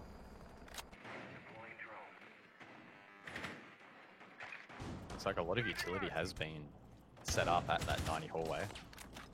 The shield there to try and assist in gathering intel and maybe going for a couple of picks on these entering attackers. Where he comes across with, oh, the flashbangs to try and burn that ADS, gets lit up in the process. Since not wanting to really give this up without a fight, but Vast eventually will come through. That lifeline impact gets rid of that shield. Fisho though, he gets the first pick onto red though. Roaming Mute, the SMG coming up big for him, and it's a nice opening for him and his team. That's probably a really big pick too, because I feel like that was red going below to try and clear out those mute jammers, or at least facilitate the clear of that. It's now Vast that's tasked with it. He's got one Zofia impacts left, and he is going to clear that mute jammer, so he's got Digital can open the wall. Wary of Fisho guy trying to flank, but it's a 4 versus 5 for Elevate. 3 versus 5 now as NiKo actually gets God Legion. That's the IQ off. So this is looking a bit better for Sinister. Defender has left Milo the again area has of his operation. position revealed. That ADS temporarily protects him as Fisho guy gets dropped. If Milo gets taken out here, this could turn back in the tide of Elevate. And Milo needs to be very careful. He doesn't give away his life cheaply. At least find a pick here. Oh, that's close. Oh, Vast. So close to find that play up. Does see one in Fountain. Misses the flick though. Digital drops Derpe. Oh no, this is turning in favor of Elevate. Surely not. Milo will swing right and get one. Doesn't get the second though, leaving it all up to the remaining defender in NiKo. He's left to clutch yet another round. 40 seconds on the board. Arguably the advantage with NiKo as Digital is forced to go for the plan or hunt the kill. The 5.56 is such a strong weapon though, and with an ACOG he can take on long-range engagements, but what he can't do is get rid of some of this utility. That Evil Eye placed inside a Fountain will give very nice info to NiKo, and as long as he plays this calmly, he shouldn't have any issues in winning this round. Bomb has been located. 15 Digital does get a seconds very remaining. late drone out, and that actually will spot NiKo 10 as he seconds goes in for the remaining. plant on that red carpet. He sticks at once.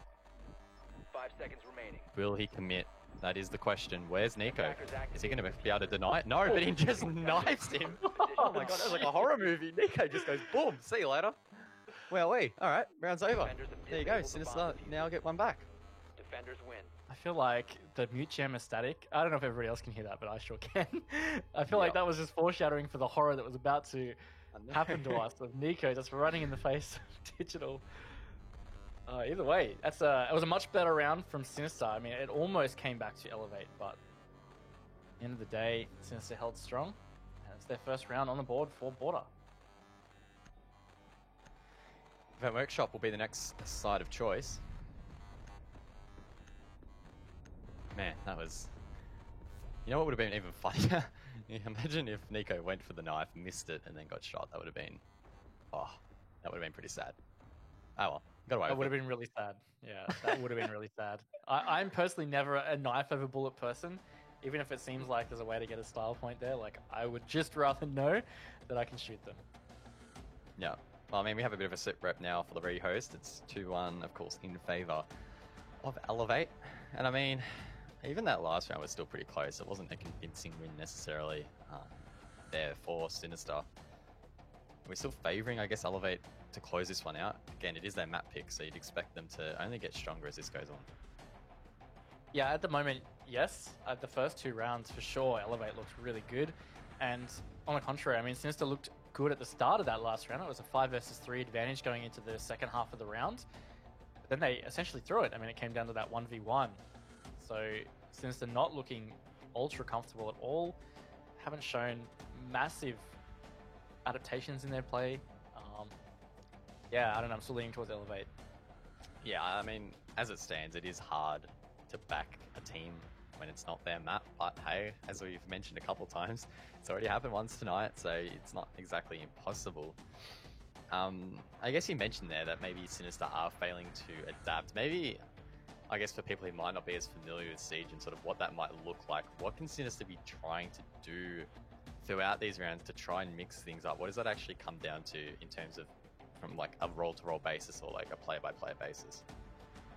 I mean, for me, what I would have thought might be the play for them with that Armory Archives defense is, okay, Elevate were really keen to push Office.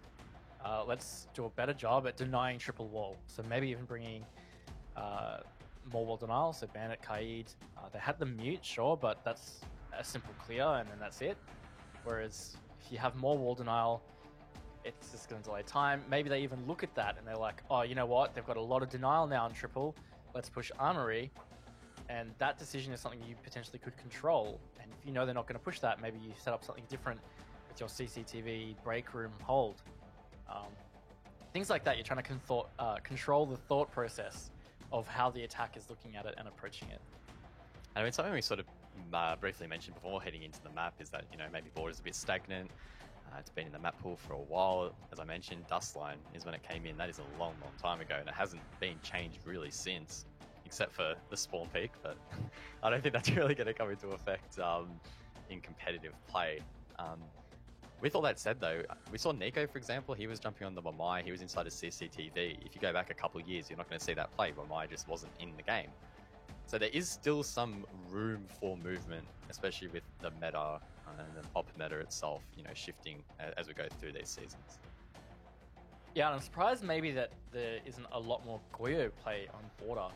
There's like a lot of hallways, lots of rooms that have narrow entry points. So I think just having more shields, especially shields that create a fire pit when they blow up, that can be pretty helpful on the defense. It's something that we saw Knights, we referred to them as homeless because that was when they played this map, but they had pretty innovative strat with Goyo, as well as a Frost, in fact. There's definitely still ways to change things up on Border. Not as much as you'd expect, it's just in subtle things. A lot of it comes down to playstyle as well, though, the way that you play and approach the map. And I mean, it's interesting that you mentioned shields, of course, where currently in this meta that some people are sort of referring to, utility clear, whatever the case may be, where for maybe the first minute and a half, 2 minutes of that action phase, the attackers are really focused on trying to clear these shields. And I mean, if you guys were watching earlier tonight on Theme Park in that Wildcard LFO game, there are a lot of opportunities for those defenders to stall out time with those shields. I mean, there's lots of doorways on that map similarly to Border, where you can just stack it with magnets, stack it with ADS devices, and it's really tough to clear some of these shields. I mean, we saw glimpses of it there at 90 on Border, where they had that shield placed to try and cover the east stairs push. But the thing is, Elevate, they had sort of the mindset that they wanted to clear it. I mean, you saw in that last round, I think it was Worthy on the Nomad, came across all the way from whatever he was doing over towards Office to throw 2 flashbangs over there to clear that ADS, and they got that shield down. So, maybe you're right. Maybe they just need to keep on stacking more and more utility to make Elevate's life a little bit harder, because they're sort of just plowing through that utility, I feel, a little bit too quickly. And again, time management, it's pretty important. Elevate, not doing too bad of a job so far. Yeah, and it feels like what Sinister are more leaning on is just countering positions, I guess. So one thing we saw in that reattempt of Armory Archives was Fisher had that more presence below, and he ended up getting that opening pick. I believe it was red on the sledge. So that definitely helped them initially in that entry phase. But that's a pretty thin adjustment, seeing as it was just a frag in the end, or a player's position. When at the end of the day, once teams get to a certain point, it comes down to your strategies. And once Elevate cleared that 90 shield and they were able to push into Office, well, they equaled that man count pretty quickly. It really could have been their round. I mean, it did come down to that 1v1. It was in Digital's hands. He might have been able to jump off plant. He could have played it differently, but at the end of the day, I'm still not very convinced with what Sinister changed in terms of how they tried to win that round. Yeah, I mean, we're only, of course, halfway through this second map, but we can start to look into the future a little bit more. I mean, Elevate in their next play, they will be taking on Team Ferox, a team that has its sort of ebbs and flows. They're a little bit down in the standings currently, but we know that, they've been able to show up on occasion. Again, it's just shaping up to be another matchup with a couple of question marks here and there. Yeah, I mean, that's actually a really exciting matchup because Ferox, they played last night, had a fantastic series against Okami, another team that's basically neck and neck with Elevate. Ferox just continuously have shown up and grown in strength since we saw their first match in week 1. They finally got map points last night. That's where they're really lacking, is just map points. They're similar to Sinister in that they've played consistently well, but they've struggled to secure map points. I mean, Sinister had 2, I think, or 3 coming into tonight, 2 map points. But at the end of the day, you need to be winning more. And it's just another opportunity for a team like Ferox to be able to step up and make a statement against a higher placed team like Elevate. I mean, talking about Okami, that will be Sinister's next opponent in their future play day. Again, it's just shaping up to another interesting match because Okami have been in a little bit of inconsistent form. As you mentioned, they lost a map against Ferox. But Sinister, I mean, based off tonight's performance, it's pretty hard to sort of back them going into that sort of match. Yeah, I think it will be tough. They've been a bit hot and cold tonight, but they've still got a lot of border ahead of them to keep it in hot. So we'll see what they do. They've got the Vents Workshop ahead of them, which Elevate did win in round 1. Alright, we're back. Let's jump into the action. Attackers need to locate and defuse We're bombs. halfway through the first half, so we're a quarter of the way through the map, potentially, depending on how many rounds there are, of course. Interested to see, again, how Sinister will try and approach this site. Outside of really that Mamayan CCTV, it hasn't felt like anything too crazy is coming out from either team just yet. Might be some more wriggle room innovation later as the teams see as required. Of course, the further you slip away, the more likely it is that you're going to bring out some strats that you would have otherwise kept hidden. 5 seconds left. Very true. Sinister have a pretty well-rounded lineup Objective is to here. locate a bomb and Bit of defuse a fan. I like that they are using the Kaid to electrify these hatches. I mean, that's a sure thing, right? Elevate have not been bringing Maverick, of course, as banned. Thatch is banned as well, so you can't clear electric claws easily and you can't ignore them. You have to shoot them or blow them up. And oh, that spawn peek from Milo. Shaving a couple of hairs off Worthy, but nothing too dramatic there. Could have been disastrous. Definitely could have been, but Worthy will get away with his life. Of course, he's playing the Nomad key operator on a map like this and cutting down rotations. There aren't really a whole lot of them. Make me quite useful in shutting them down. Again, we're going to see Elevate gathering control now of the eastern side of the map, a key stronghold. They're trying to mount this top floor attack, and it's been pretty efficient so far. Yeah, it was really efficient last time.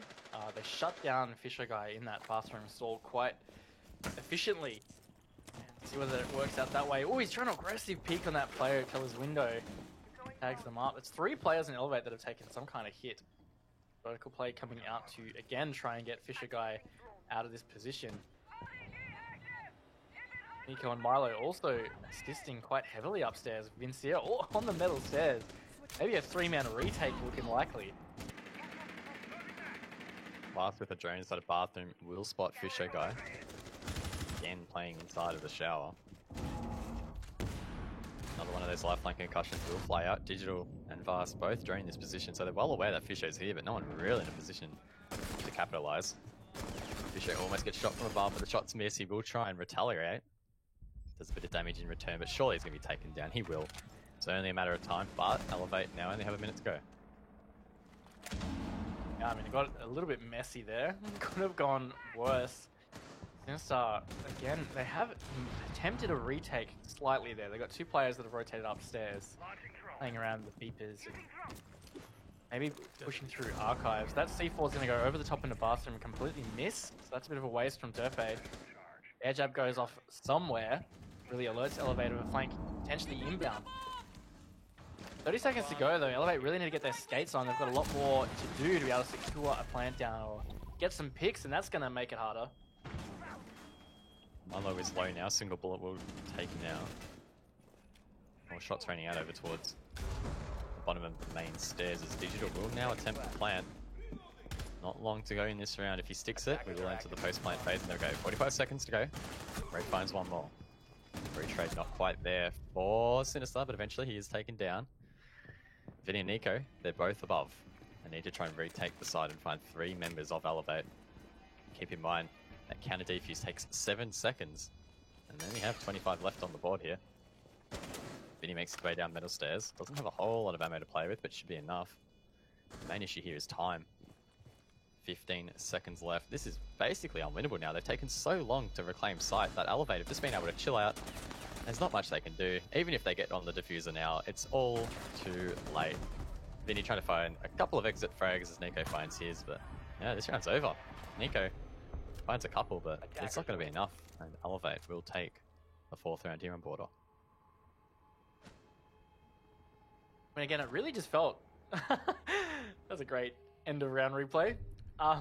It really just felt the same as the first round, right? I mean, they focused on clearing Fisher out of bathroom stall. They got easy map control in office. Used as much time as they wanted to kill Fisher guy, and then just using that vertical control, worked a position to get a plant down in vents. Not vents, sorry, workshop. And that was really it. Sinister just kept walking into their crosshairs, and once that plant was down, as you said, those post-plant positions really disciplined from Elevate. Meant the retake from Sinister was super slow and not very fruitful.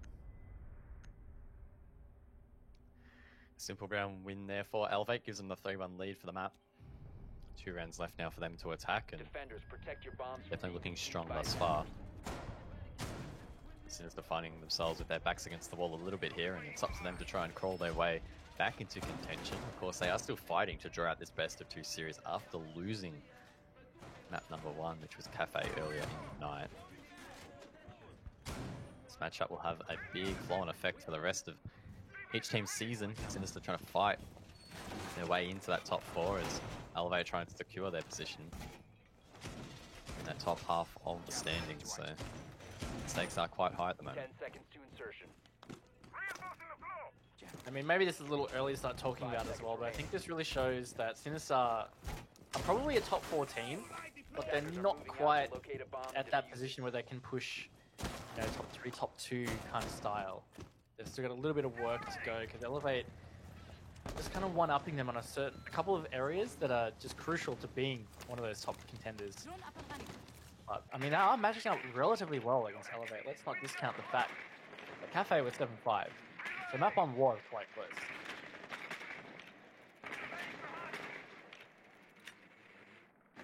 Again, it's looking like Elevate will try and take control from the eastern side of the map. To take that they've pretty much stuck to so far in these first few rounds.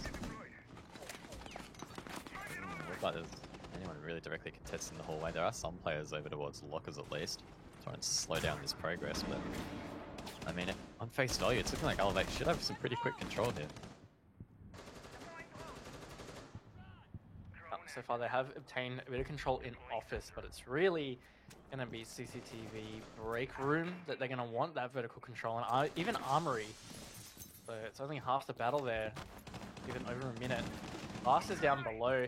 Intel is he's going to open that waiting room door, which is going to give them a really nice deep angle and rotate position through into waiting. Nico is going to make a late rotate into workshop. Oh He's no. a bit stuck on. Oh no, Yeah, Nico, finally. please. Nope. Come on, Nico. There we Hey! Well done, Nico. Ah, yes. An absolute rotate machine. Here's the 5-on-5 now there. Heartbeat sensor Just over a activated. minute left on the board. First time it feels like in this map where it's really been 10 alive for this execute phase. So much charge being used on the B hatch. That will expose a lot of that side. Vinny needs to be mindful of that. Not sure if Vinny still has a C4 in hand. I haven't heard one go out, so he may well have that available to him for later. Maybe trying to save it for the plant, but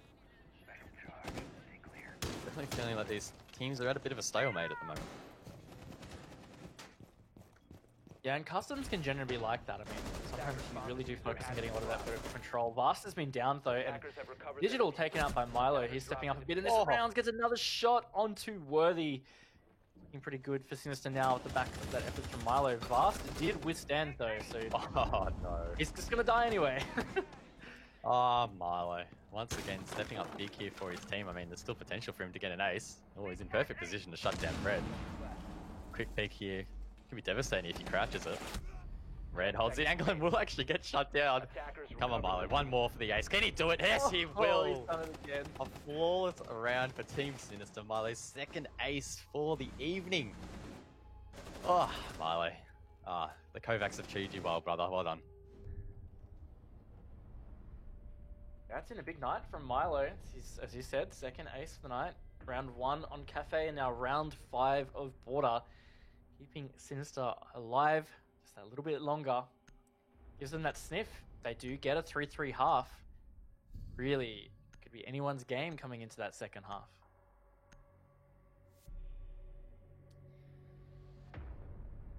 Indeed, indeed. I mean, it even felt like maybe if they had cleared Milo even a little bit earlier, they were still going to struggle. Time was against their side. They had no real presence on the objective itself. So just a little bit messy across the board from Elevate, and Attackers Milo need was to really just the locate one and that made them defuse pay. as many bombs as they can. Very close now to actually being able to even out the half, and during that rehost, at least myself, I was quite skeptical of Sinister's ability to try and bring this one back their way, but so far it's been a pretty positive comeback for them.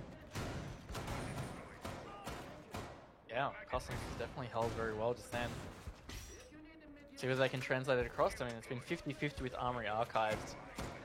They lost one and then won it. Of course, was that jump scare 1v1 situation 10 seconds that we remaining. saw. But, I mean, that round didn't look convincingly Sinister's. 5 seconds remaining. They're going to have to really back it up here and My maybe change some things. Looks pretty similar to what we saw previously, though, not going to lie.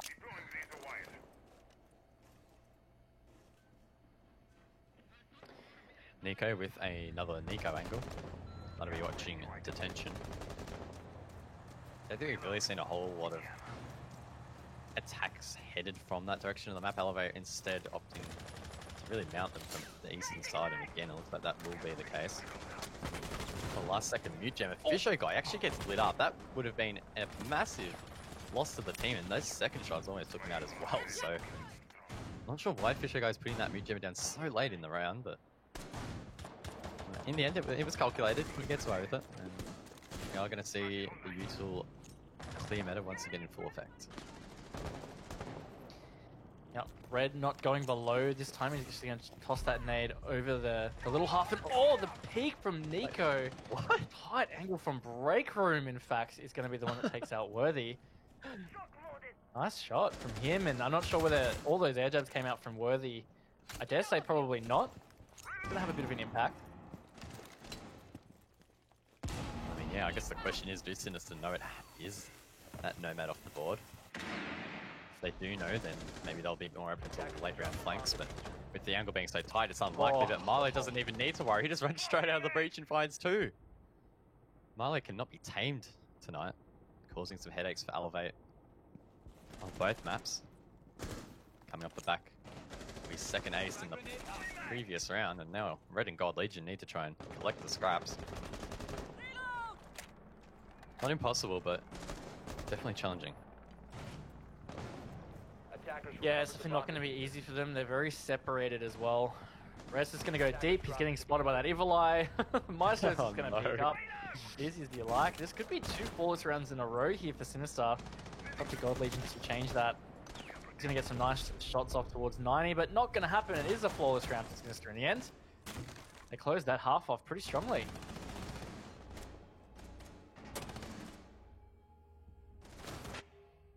Two flawless rounds to end the half. That means we'll switch sides, seeing Sinister now on the attack.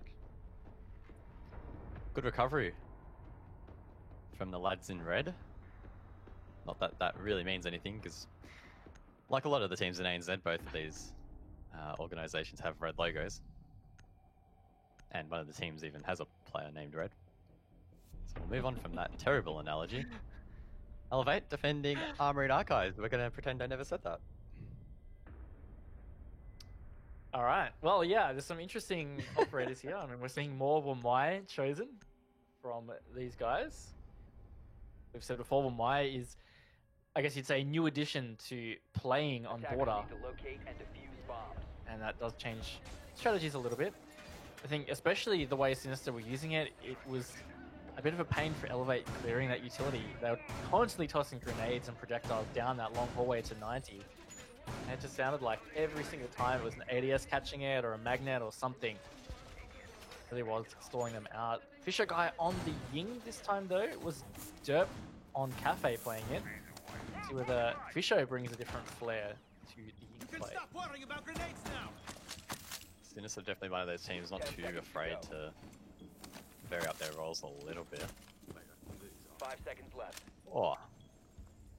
We just take a moment to appreciate how clean that was from pass. I've seen so many players in the past throw their Electro Claw down about 5 times to try and get that positioning. I think he just got it first go, so. Right on to Vast. As you mentioned earlier, probably one of the most underrated players on this team. Or underappreciated even. He's always doing his part.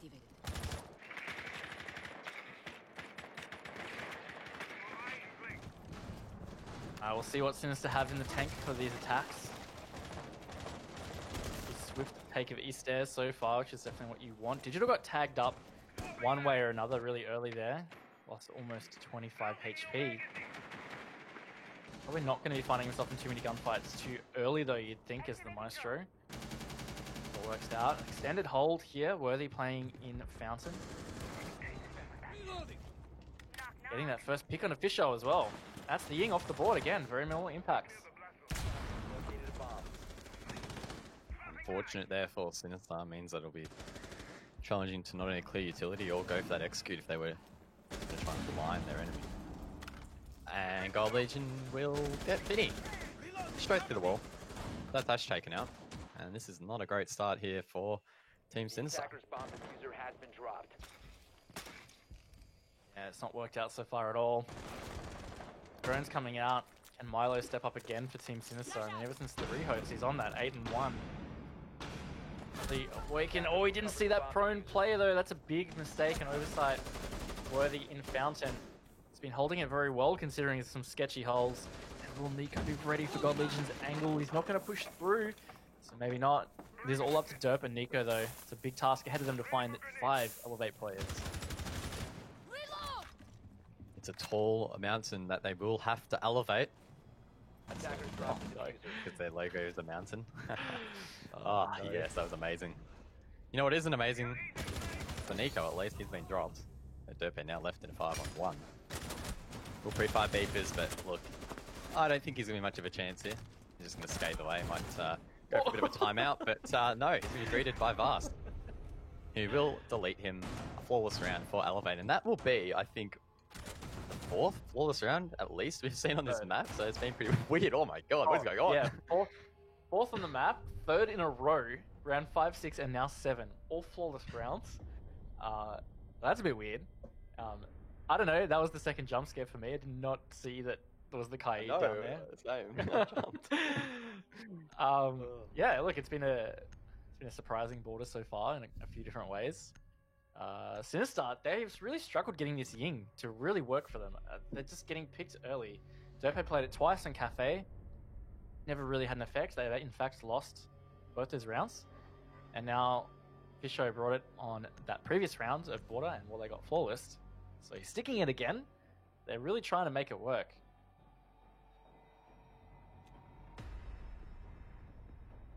Attackers need to locate and defuse bombs.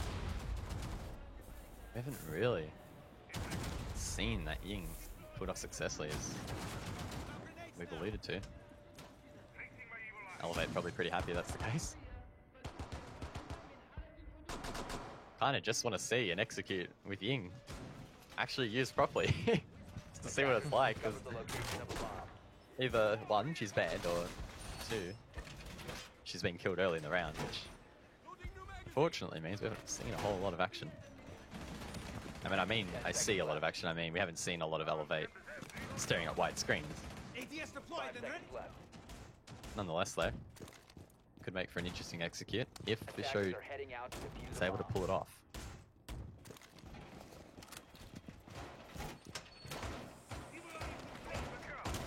The what is in store. Worthy trading out that Wamai to play the castle. Those castle strats pretty common for the Vance Workshop hold. Allows you to extend really comfortably in towards bathroom tellers. You can castle off waiting, so you can comfortably rotate between customs and workshop. Does mean that of course off breach is required from the attackers to open it up. Nico almost seeing the back of a player there around metal stairs. Is God Legion. That could have gone poorly for Elevate at the start there. God Legion completely unaware of how aggressive Nico's already moved and obtained this map control. Of course, Nico playing on the sledge.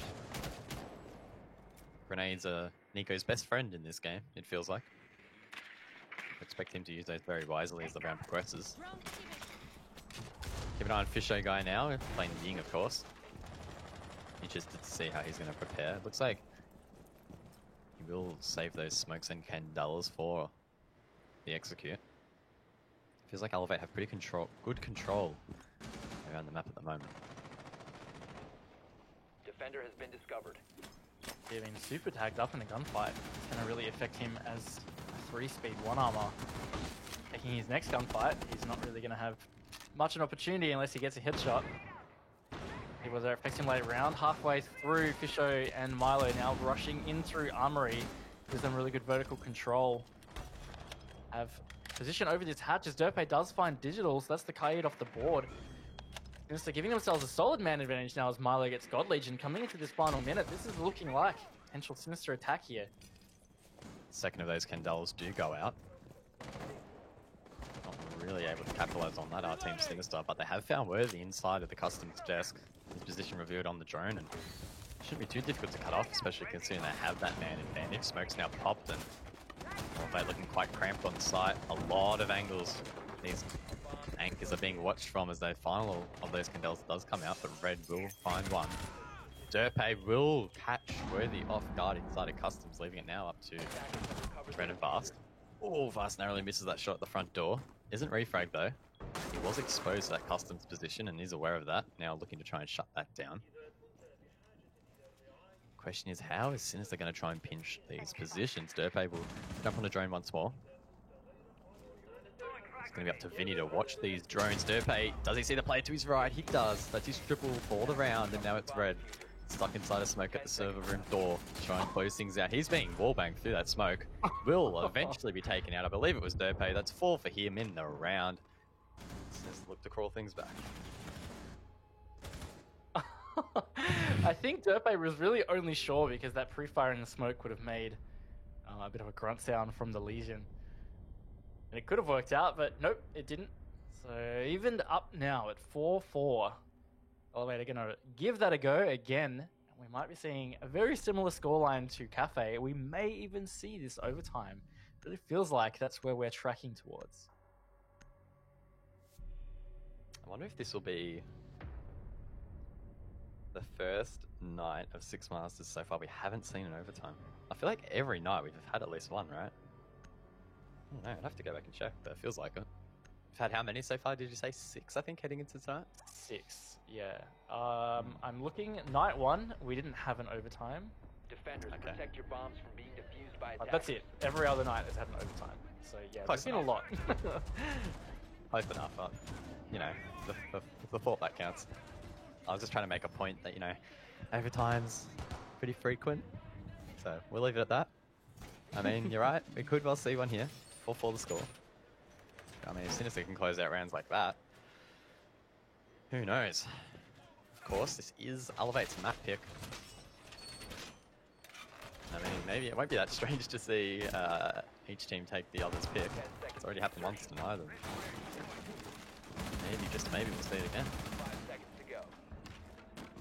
Fisher persisting with this Ying. I mean, I still don't feel like it had an impact in that previous round. Maybe it was his smoke grenade that Red was hiding in, but I don't think that was really anything to do with the demise of Red at all. So, a lot of rounds of Ying that we've seen, very little impact. See whether it works out this time for Sinister. See what Elevate will do to adapt to that previous round. Sinister really just, once they got that vertical control, it kind of just snowballed forward at that stage. Nice control being gathered at the moment. Surveying. Fast is roaming below though.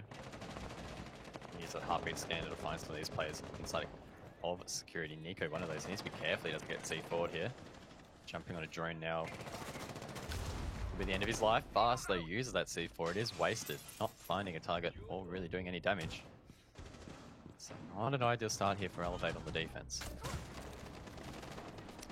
That's going to help though. Milo, the hot player for Sinister, off the board. It's the gung-ho Ash as well. Elevate that early advantage. Show got tagged up just then as well, almost to 50 HP. So far this is starting out a little bit better for Elevate. Sinister look a little slowed down as well. They're not getting the same kind of vertical pressure that they had previously. They're really going to try and work at this detention. Digital against all odds of that concussion. Trying to rotate out. Wall's going to go open. Going to sit next to that window.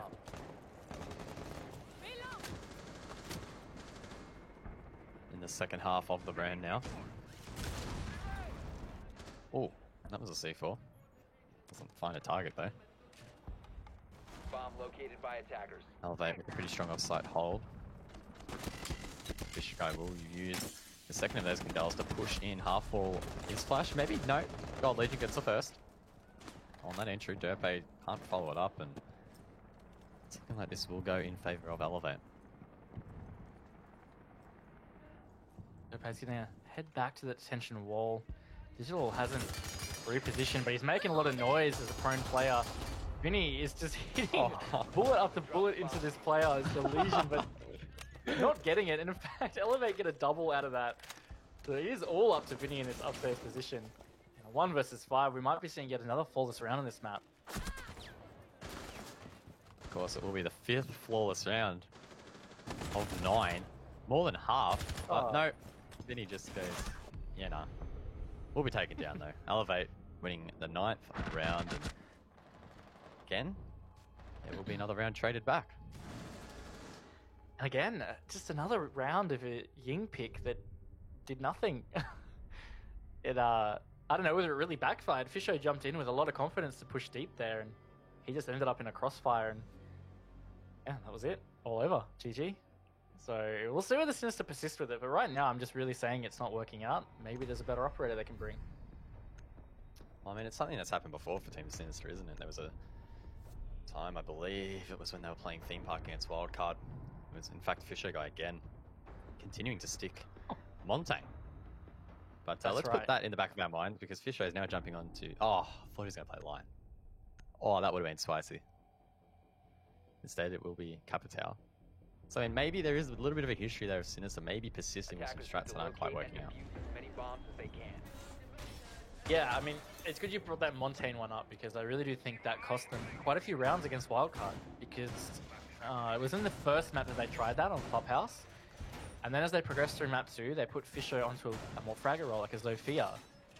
I think once he did that, he ended up being their top fragger or something. He actually had a really good game. And yeah, he's a good player. He's got good aim. Sometimes it's great to bring a Montaigne on some strats, but you have to consider also the fact that that takes away a good gun from competent players. That does affect you in other ways. To weigh that up and see if it works out. 5 seconds to insertion. Right, we'll see whether the Capitao works out for him on this occasion. Attackers Elevator objective can be is repeating located Armory bomb. Archives, which was their first chosen to defend bomb site. They were flawlessly successful at it.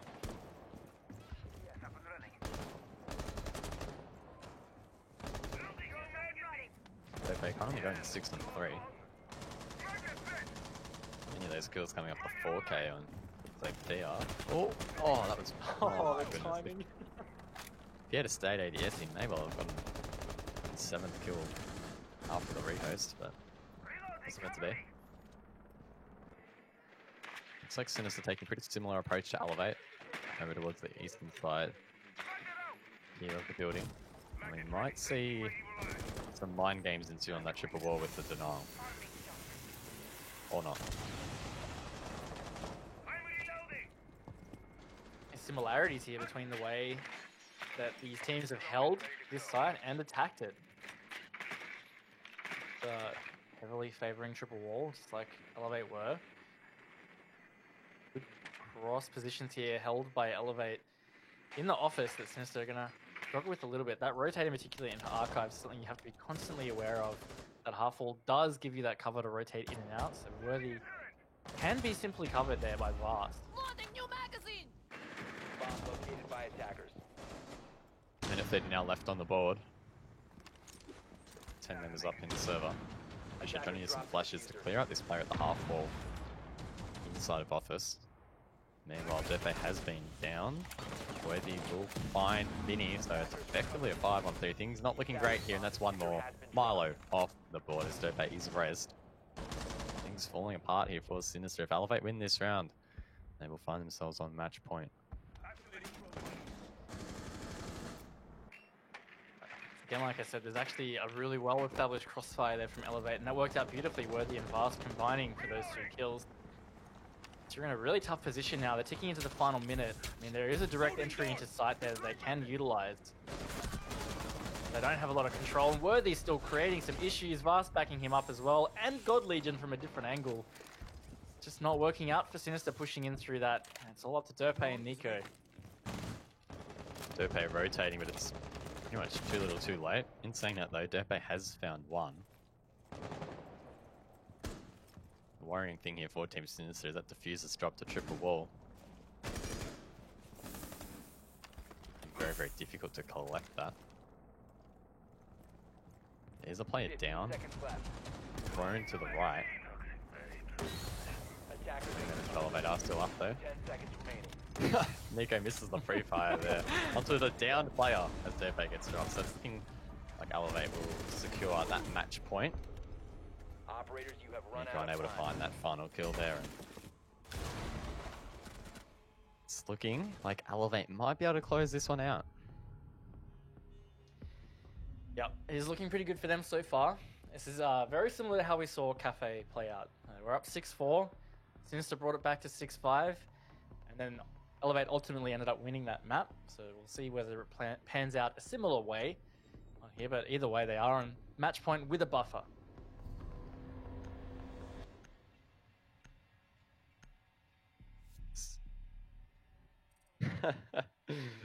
Six 6-4 will be the scoreline as we enter a rehost. So you get to see our beautiful faces once again as we sit here and try and think of something to say that's interesting. So you guys stick around. That's basically what a rehost is. But I mean, we do have a lot to talk about. It's been a pretty interesting map so far. Elevate, as we mentioned, edging out and looking to try and close this one out ASAP. Yeah, and it's going to be interesting because I just saw them select custom supply, which we haven't seen from them yet in their defense half. I mean, we're in the 5th round of it. It's going to be the first time Sinister's attacking and first time Elevate have held it. That's going to really add a different variable in terms of how this could play out. We've got nothing to go on. It was only held once by Sinister, and it worked out well for them. So if that pays off the same for Elevate, well, then that means they'll take the map. Yeah, I mean, Sinister, it's definitely felt like in those last 2 rounds at least, haven't had any sort of head in towards side, if you sort of understand what I'm saying. They haven't been able to find that opening. They've been stalled out. Like that last round, for example, it felt like they were just standing outside triple wall waiting for Elevate to give them a pick. They just didn't really get anything going, and Elevate were disciplined. They didn't give anything at all to their opposition, and Sinister were then forced to just rush into it. Maybe we saw Milo try and rush, he got shut down. Fisher guy tried to rush in, he got shut down. So I don't know, what does Sinister need to try and do? Because Customs is another site where we can see these stall out points. It's not the easiest map to attack in the game. I mean, it's still challenging despite being that tertiary site choice. How does Sinister try and approach this next round? Yeah, well, I think they just need to think a little bit more broadly about how they're handling some of these attacks. With that last one, Armory Archives, I don't know whether they had the intel that Vast was holding that crossfire through the rotate, but they definitely should have seen it if they hadn't, and like that rotate was huge. That should make you think that maybe there's a crossfire held onto that position that Worthy was sitting in. Worthy played it beautifully, you got to put that in there. He was super disciplined for so much of that round, and that meant that Sinister had to try and push in to get that pick. So they had to think more broadly and maybe try and play it more vertically. They had somebody below that was trying to flush out Worthy, so that player was in Tellers. He was able to get into Workshop and just make it so that anybody playing near that rotate in Archives couldn't hold the crossfire. Then they could try and orchestrate a pinch onto Worthy. But they just tried to make that pinch happen too soon, and it just played into exactly what Elevate wanted them to do. And I mean, one thing that we have mentioned a little bit on broadcast, but haven't had much of a chance to talk about, is just looking through my match tracker. It's been, what, four flawless rounds so far from the 10 played. I mean, that's pretty unreal. I can't think of too many matches that have had that many flawless rounds, or at least that high percentage of flawless rounds. It might be something you see once or twice, but yeah, just something interesting to note. It hasn't necessarily been one-sided to a particular team. From what I've got here, 2 have gone to the orange team, Team Sinister on this occasion, and 2 to the blue team, Elevate. So just throw that out there. Interesting stat for all the nerds out there. Enjoy. Yeah, and 3 of them are in a row as well, which is also quite strange. You don't normally see so many different flawless rounds strung together, and that was different teams. So Sinister twice, Elevate once. Yeah, interesting strats, or interesting stats.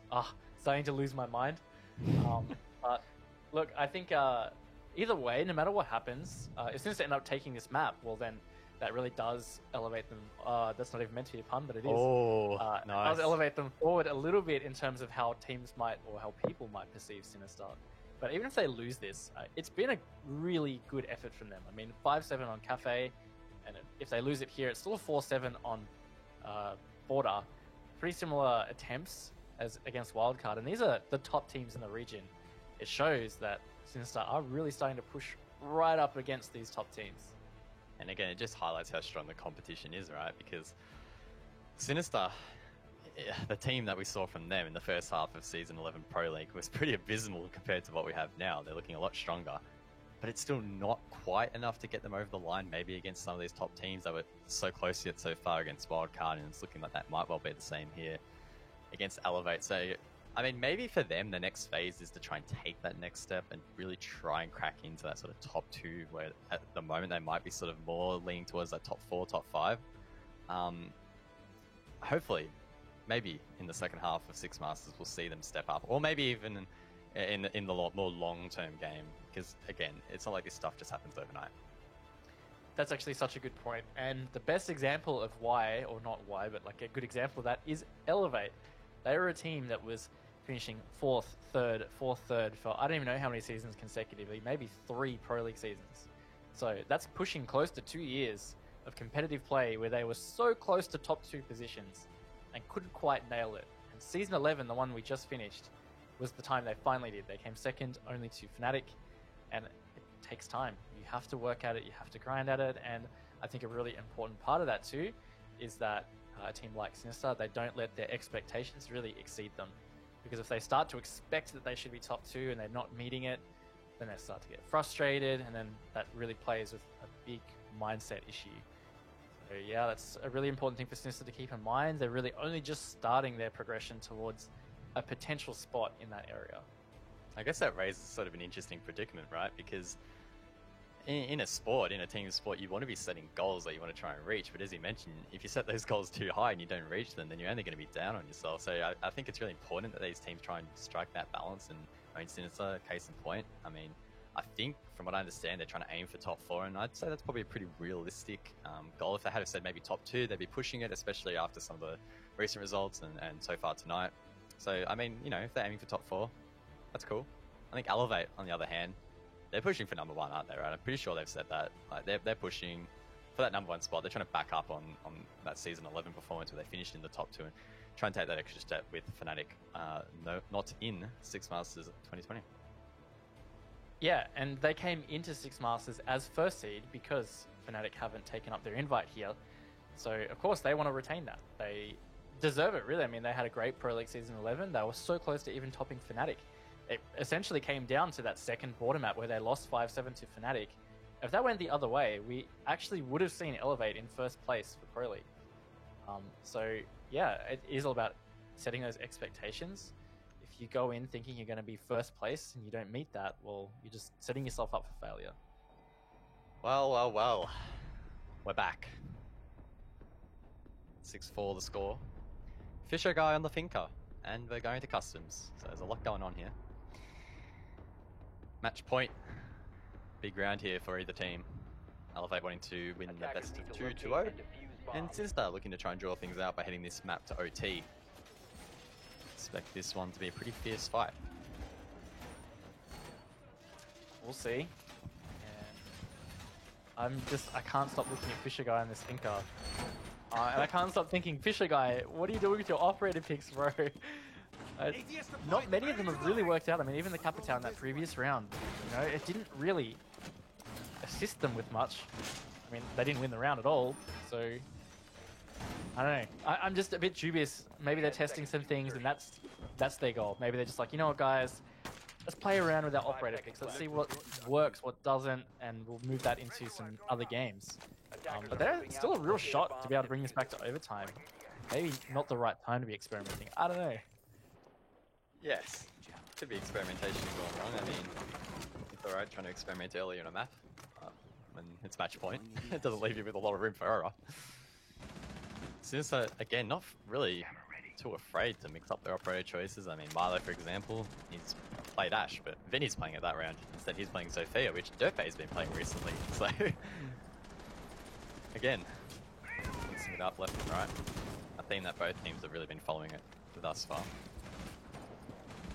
For example, if God Legion's playing on Legion, I know that often he'll be playing a Jaeger, for example. So, yeah, quite spicy across the board. Legion tagged up a little bit there, maybe some pre-firing from Sinister. One thing about Border is there's just so many ways to pre-fire certain angles here. Sometimes you have to be really careful where you're standing in the early phases of the round. Elevate with a pretty extended hold here into Archives and Armory. Like it's God Legion and Worthy on the dock there. Legion gonna drop out, so he's gonna forfeit that to Sinister. That being said, I mean, it's almost half the round played. Sinister are just finally getting some map control. More importantly, Milo has map control here in security. Yes, he does. This could be a gunfight. Bottom of the stairs, and Vinny will come out on top. Fast, seemingly unaware of that position. Not ready for it.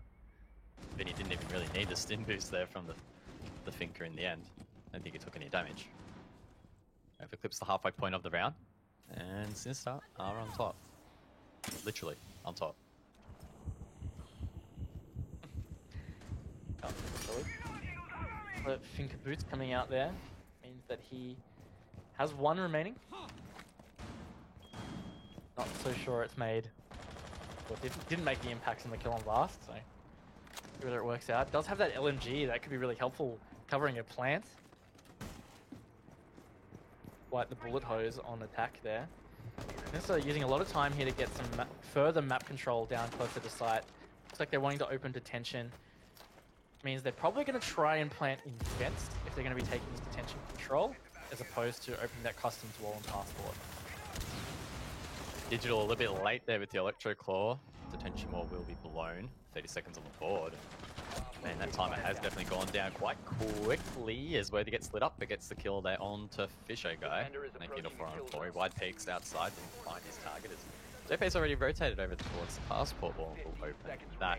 He has the diffuser in hand though. He's going to be the player to watch. Does he know that Worthy is to his right? No, he doesn't, but he does get the kill. Now it's 2-on-4. 5 seconds to go. Oh no. Nico team kills Moloscos. Durpek goes for the plane, and now it's Vinny just left to cover. This could be a big fail, but Vinny gets his triple. Will he find the fourth? He will. It's a trade to finish things off, and Sinister will win the 11th round. And now we're at the point in time where one more round heads us to OT, or Elevate will close out in regulation. That was close. That would have been really devastating if that team kill was the undoing for Sinister there. Elevate now have vents reopened for them. Where they're going to go? This could be overtime, or it could be another 7-5 victory to Elevate. You guys going to be maybe sticking his Finker again? I don't know. Still don't feel like it had an impact. I'm skeptical.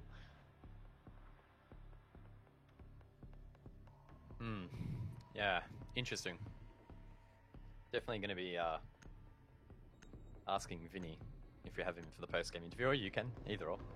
Just how impactful maybe some of these operator picks have been, because again, we have a slightly different perspective. I don't get to see every impact that an operator has, but across the board, it hasn't really felt like some of these pocket strats have been working. Who knows? A little bit hard to tell. But you know what we can tell? We can tell you that the score's 6-5, so Elevate still with that lead on match point. One round away from closing out the map in the series. Sinister, though, they are in hot pursuit, trying to bring this one to overtime.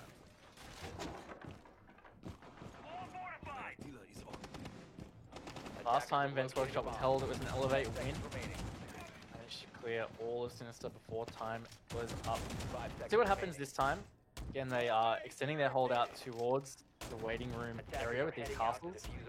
Protects them from tellers and the big waiting lobby there. So this is the one on the castle, and Digital playing that Kaid prevents that wall, for example, armory wall, as well as maybe the hatches we saw them play last time. Less opportunity to access site. Durpay with the parkour. Did you see that? Very smooth. Wow, that was an epic game of move there from Durpay. That's all I'm saying. I don't think he died from falling there, right? It'd just be a bit of damage. But anyway, it's pretty cool. Skill points for Durpay. And skill points of Arth. He gets the first one to Nico, who's Had a pretty poor 2 rounds in a row, unfortunately, after starting this series off quite strong. Fast doesn't quite get refragged, a slither of health left in the bank for him. Talking about health, Fisher guy still has 3 of his stims left. Or Thinker boosts. He'll be able to use those as soon as to set up for this execute. Still 2 minutes to go. Yeah, making a lot on opening detention. I think it's slightly different to what they've done with their previous Vents attack. See whether it works out for them. Vinny has been tagged very heavily, and he actually gets a kill onto Worthy, working out in that gunfight. Still 25 HP for him. Last Isn't there a player 2's right? Yeah, there is.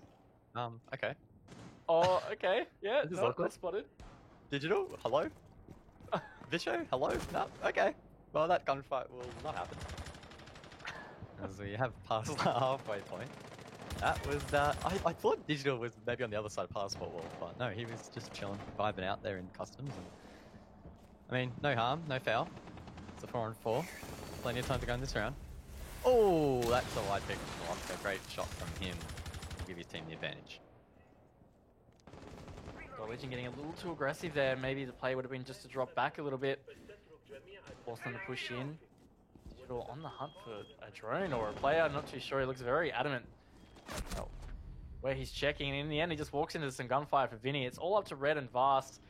That grenade drops just in front of Red. He gets out just in time. Definitely looking like a Vents plant here as there's 2 players stacked outside this window. And this boost might be detrimental if he walks into the goo mine. It does mean that he loses HP a lot quicker. Well covered though by Milo. Up to Vast. He's the one on low HP. Ooh, almost gets the flick for the second. But Sinister Guards have pushed it to overtime. Well, let's go. Sin an OT. Keeps my Snowball Esports prediction alive. I guessed the draw in the series. I know you voted for the Elevate sweep. So we're getting pretty competitive here. I mean, I don't want to lose to Raven. I already lost in the LFO match, so I'm on the back foot. I'd rather at least draw between us, and I'm sure Sinister wouldn't mind a draw either, as they stick the finger again. Ah, yes. You love to see it. Please. It's worth Why? worth noting here though, guys, that if Sinister do win this map in overtime, they won't have the round difference. So the head-to-head True. is now elevates regardless. True. But of course, they get map points if they win it anyway. So Sinister definitely gunning for this dub. Gunning for the dub indeed. Attackers need to locate and Head defuse into as many bombs OT. as they can.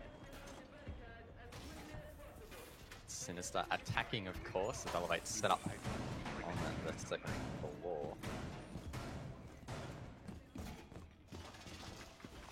We haven't seen a flawless round in a while, so I don't know, maybe we'll see a flawless round here. Just saying. Don't know which way. I'm just going to throw it out there. We're going to see a flawless round. Well, Elevate haven't lost the defense of this bomb site yet. They won it flawlessly at first attempt in the defense half. And then they won it again the second time in round 10. Here we are, round 13. See whether it plays out the same. In terms of that Finker pick, now I'm just starting to wonder whether it's simply a good luck charm. I don't know. Like, again, I don't really feel like it had a massive impact in that previous round. But it's 100% win, or 100 win percent. Oh, I don't know what I'm saying, guys. Oh my lord. 100% win, whatever, since Rate. they picked Finker. They haven't lost. Yeah, win rate. Oh my god, that's the word I was looking for. Oh no, Raven. Raven has lost the plot. Oh Raven.exe has stopped working. Oh, wow. Look, it is getting a bit late here. I think it's 11:40 PM here in Eastern Australia, so not only are we feeling it, but the players as well. Although, let's be honest, most of these guys would be screaming at these sort of gamer hours anyway. Us casters, though, we're a bit soft. 4th map of the night, and we're starting to feel it. 2 minutes to go in this round, though, and Worthy feels that one. That's his head taken off. Nico gets himself back into this map. 2 rounds straight for him. Didn't go his way, but coming up big now in OT. Digital somehow gets over the half wall, despite that wall being popped open, so a little bit lucky for him. And now Elevate against the ropes. I mean, not only is Worthy out, but Digital tagged very low. Really important anchor operator there. Maybe these stims are working out. I mean, Fisher Guy's really ensuring that his teammates are constantly as much HP as possible. He himself hasn't really had a massive effect directly. Yeah, maybe these stims are working out. Go for the repel, maybe just trying to bait that jump out. Nobody actually playing that sandwich locker position. Coming in towards the final minute, Sinister looking pretty good on this round. They've got a lot of control now in Armory. Or of Armory with that wall open. Oh, seeing the Kaid player. Vast managing to take just a hand shot. He's going to drop below. Keeps him safe, but it also gives Sinister just that little bit extra control now of sight. Default. The default camera is up, and God Legion is going to go for this run out. Surely he gets the kill, and Fisher Guy will pay the price. Refrag is in position, and Vinny will miss that shot. God Legion should not have won that, but he does. Meanwhile, Dope is attempting the plant and sticks it. So now God Legion needs to recover site control and go for this counter defuse. Great 2k from him, likely not going to be enough in this round, and that will give Sinister the round win and the edge in OT. And this just spice it up once more. Spice it up indeed. First time they were able to win that site, and what a time. In overtime, in fact. Gives them match point. Elevate now have to lean on their attack to hold the map to that final round, in which they will get a chance to defend again. The wire here, guys. In fact, that's actually the first time that Sinister are able to get a plant in 7 attack rounds. It's also the first time in what feels like 7 rounds Sinister won't play Finka, but hey, that's because they're in OT and they will be on the defense. So of course he can't bring Finka. Nothing standing out really so far in terms of the selections. Where they're jumping off a Nomad onto Habana is a little bit interesting considering they already have the one hard breach, so decided to double down in that department. We're going to see another second floor hold though, of course. As I mentioned, Attackers need to locate and defuse as many bombs as they can. Will we go the full distance? That is the question.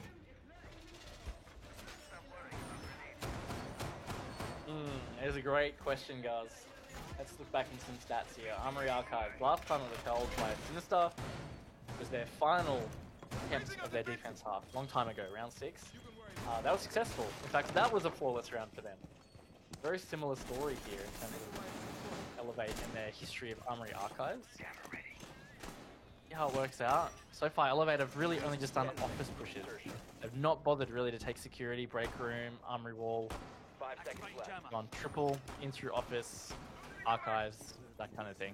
Attackers' objective is to locate a bomb and defuse it. Definitely felt like Elevate's attacks have been quite predictable from this eastern side, so I mean maybe the opportunity for them to mix things up, but judging off their spawn locations it looks like it's going to be the same again. Oh, maybe we could see a CC push, but Digital does have that diffuser in hand. Down the office, so expecting to try and gain control of these stairs. Another last minute jam from Fisher will secure that triple wall and slow things down a little bit for Elevate as they try and progress. Drone's getting shot there as well is going to hinder some progression. Intel lost, not able to be advanced on, does slow you down. Even just these stairs here, they're seeming worried about control. Red looks like he might be looking to hold a flank or hold this player below. I reckon he's trying to support Vast in taking tellers so they can clear out that utility at triple wall and get it open. 2 minutes left. Each team taking a little bit of a sit rep. Evaluate their situation and how they're going to progress for the rest of the round. Digital again, still holding that diffuser outside triple wall. Looks like Elevate being stalled out a little bit. Oh, Fisher. Okay. Must have had some interesting intel or sensor line to pre-fire that. Doesn't quite net him the kill, but would have been nasty if he did. I mean, Vast has been playing below there pretty much exclusively on these attacks to try and clear out Milo, who again is playing Milo playing Jaeger on the half wall. Again, 10 members still on the board, not long to go. Yeah, it's been slow going here. Elevate taking their time, trying to get this triple wall open, and Milo gets the first laugh. I don't know if that's even a saying, but it is now. Vast is going to be off the board. Sophia utility no longer available. Oh, a pre-fire from Fisho. Just half a second too early. Almost hit red there. He's trying to find this position of Milo in the office. It's really causing a headache and havoc. And these pre-fires from Fisho are just nuts, man. Definitely going to watch the VOD back and say if only. Now there's 45 seconds left. It's crunch time for Elevator to try and keep their hopes alive on their map pick. Milo's forced to drop the hatch as Vinny finds another one for his team. In dropping, Milo has been taken out. One of the key fraggers for Sinister no longer taking part, at least in the fragging department. More kills coming out now, leaving up to God Legion and Worthy. Oh, God Legion almost taking the head off Vinny, who gets away and will likely be able to self-heal himself, and he does. Diffuser has been dropped. Free fires coming out from Team Sinister. They try and hold on another 10 seconds to win the map and draw the series. It's looking likely now as God Legion to left in a 1-on-2, and Sinister will close out Border in overtime. And for the second time tonight, each team will take the opposition's map pick. Wowee. Don't you love to see it. You love to see it. Very interesting night of Six Masters Siege there, and look, it's a good story for Sinister. They finally got a strong map win against one of these top teams. They really pushed for it against Wildcard. They backed up a great performance last week against the Knights, now with a really strong performance against Elevate. Really is trending up for Sinister, cementing themselves as definite top 4 contenders. I don't know what it is, but me and you on Border, we always seem to have close games. So if you ever want a close Border game, then make sure you tune in when Raven and I are casting, because it's pretty exciting. And I think for me, the most exciting part coming out of that map was the fact that Elevate, they had their backs against the wall. Let's be honest, they were looking like they were in a pretty bad spot. But then they turned the ship around. The rehost as well, maybe playing into their hands a little bit, and they ended up coming out 2 rounds straight in overtime. Pretty clean finish, and they draw out the series, which, I mean, coming out for the back of Cafe is probably, making the best of a bad scenario.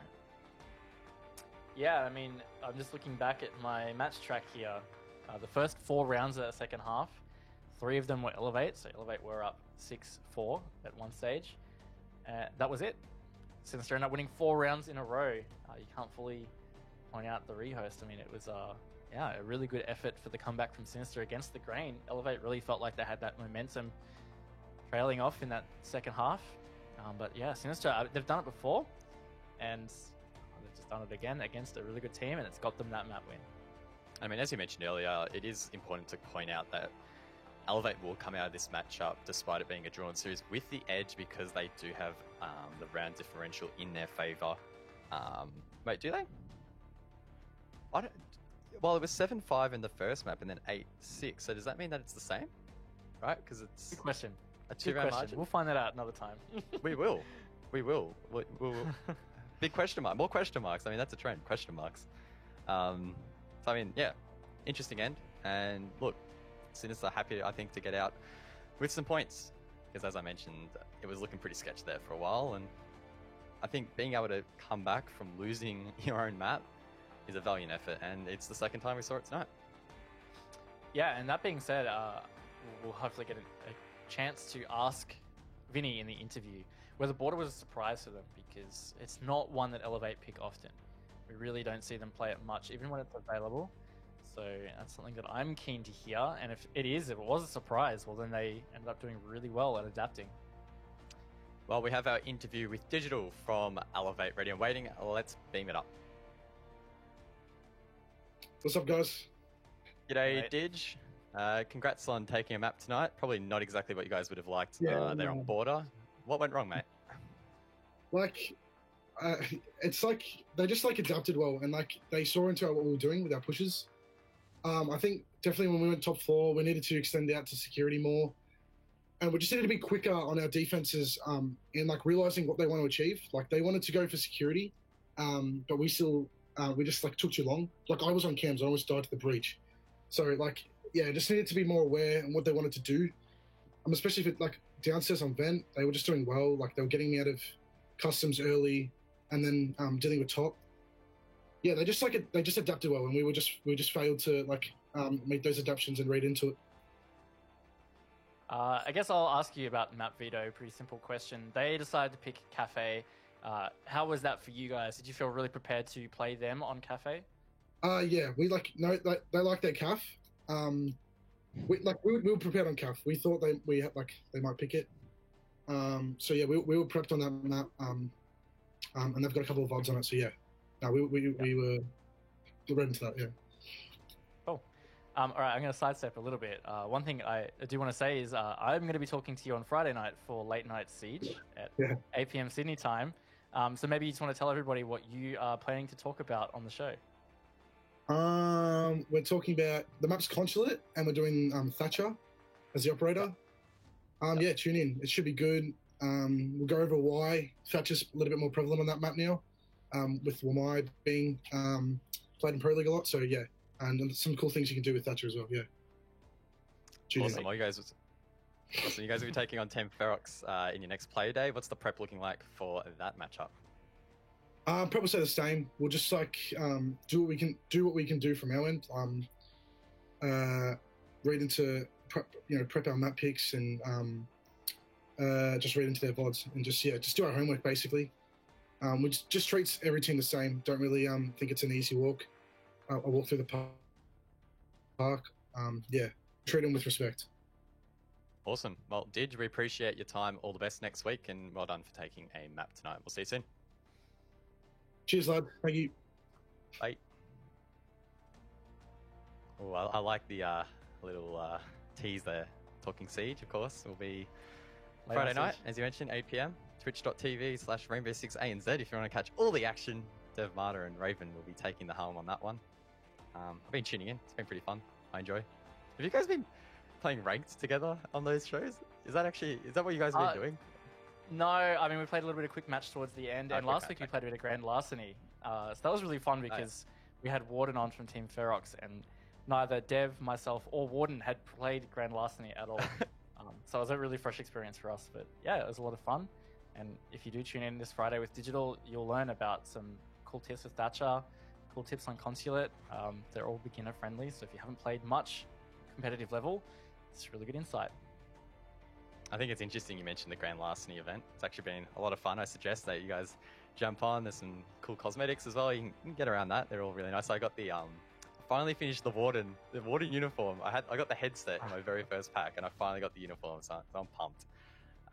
Let's turn the conversation to Team Sinister, of course, managing to grab that second map win tonight off the back of their Cafe loss. How do you think they're going to be feeling for the rest of the season now? Look, I think they'll be pretty happy, but at the same time, maybe just a touch disappointed because Cafe was possible for them. We do feel like it was more of an Elevate map regardless, but I've no doubt coming into it, seeing it was their map pick, they really felt that could have come over the top of Elevate in that, and they really could have had it to it tonight. Well, we have Vinny ready and waiting on the line from Team Sinister. Let's see what he thinks. Hey guys. Vinny, I'll handball the same question. How are you feeling after tonight, mate? Bit of a weird one.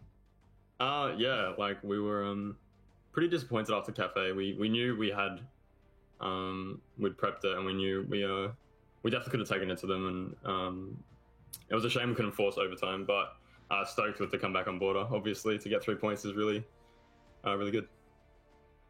Yeah, we'll touch on that comeback of Border.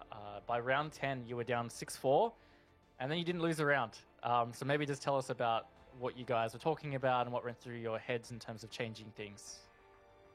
So yeah, like Border isn't a map that we've played very often, and we knew going into it that you prep every map or all 6 maps that you know you're not going to ban going into a Six Masters match, and Border was one that we were kind of underprepared for, and we just knew that we had to just play off instinct in the end. We were kind of adapting off what they were doing. We hadn't really voted what they had done on Border, and we haven't really seen what they've done on Border much. And yeah, after going out of that rehost, we just knew we all had to mentally reset, take each round as they come, and yeah, get the dub. I do have a burning question. Fisher played a lot of Finca. Was it actually helping? Because from our perspective, it didn't look like it was doing a whole lot, but I'm curious whether you felt like it was. I mean, again, on the fly kind of stuff. We were just like trying different things. I got into gunfights every now and then, and all of a sudden I was thinking and I was shooting the floor. But other than that, the nades were good, I guess. But yeah, like any adaptation is a good adaptation, I guess. Awesome. Well, you guys will be taking on Okami in your next match. How's the prep looking for that one? Well, obviously we'll start now. It'll go on tonight. We'll look back over the VOD from tonight and just see where we went wrong, and start the voting process, start the strutting process, and same as any other team. They're a strong team, and we know we've got to take it to them. Awesome. Well, Vinny, well done on toughing it out tonight. We'll talk soon. Thank you very much. Goodbye. Bye. Ah, yes. Look, maybe we weren't wrong. Maybe Finka was a question mark. A question mark. I can say question mark, but man. Oh, I want to hear the comms. I want to hear the comms every time they're picking Finka. Surely Milo or someone is going, are you sure? Are you sure about that one? Yeah, I don't know. I just, it's exactly what I pictured too. It happens so often when someone plays Finka, you'll be in the middle of a gunfight and then that stim comes off, and because it helps your recoil, you just end up shooting at their knees or whatever. So that was just a perfect analogy of what I was picturing. But yeah, it was great from Sinister. A really good second map, and considering they were surprised by that, I got to praise their adaptation. I was criticizing it a bit in the first part of Border, but it really came through in the end, and of course they took the map, so yeah, well done. Well, as the clock strikes midnight here in Eastern Australia, it's time for a recap. Let's bring up the graphic and see what went down today. And there we go, 2 draws. And Raven, maybe explain to us the significance of the draws and what it meant in terms of the map veto. I'm trying to foreshadow this for you without trying to say exactly what I'm thinking. Well, what's quite strange is what we had seen for all the 6 Masters. Because of the control you have with map veto and the maps that you play, you're more likely to be winning your map pick because you have to be prepping so many different maps. But tonight, nobody won their maps. In fact, everybody traded their opponent's map, which is very strange because all of 6 Masters, it's basically been teams winning their own maps and then occasionally also winning their opponents. Bidden against the Grain one, and also these teams are all competing for very similar spots on the standings. LFO definitely creeping up there, and this means that, I mean, none of them are really jumping each other because it all went 1-1-1-1, but it will really play into it in that late season when the head-to-heads come into a factor. Talking about head-to-heads, it's time to have a look at how the standings are shaping up after week 3 here in 6 Masters. 2020 wildcard will be your leaders. Let's work our way down. Yep, Elevate in second now after tonight's efforts. They are only that 1 map behind Wildcard, and Okami equal points with them. Pittsburgh have jumped ahead of Sinister just by round differential. That is just 2 rounds.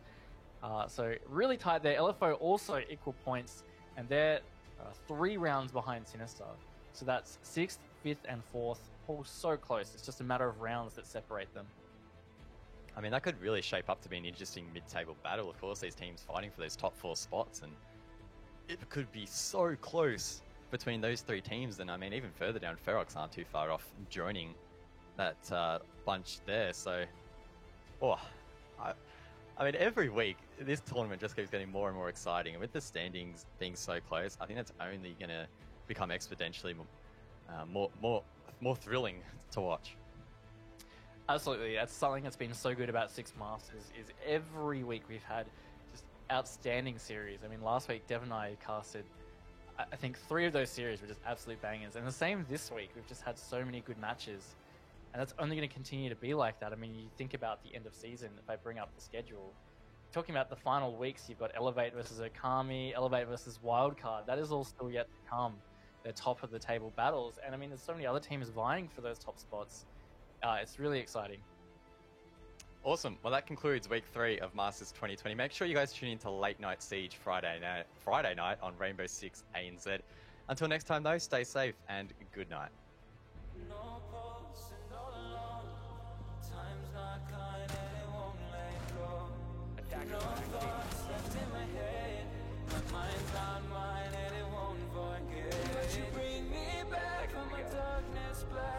So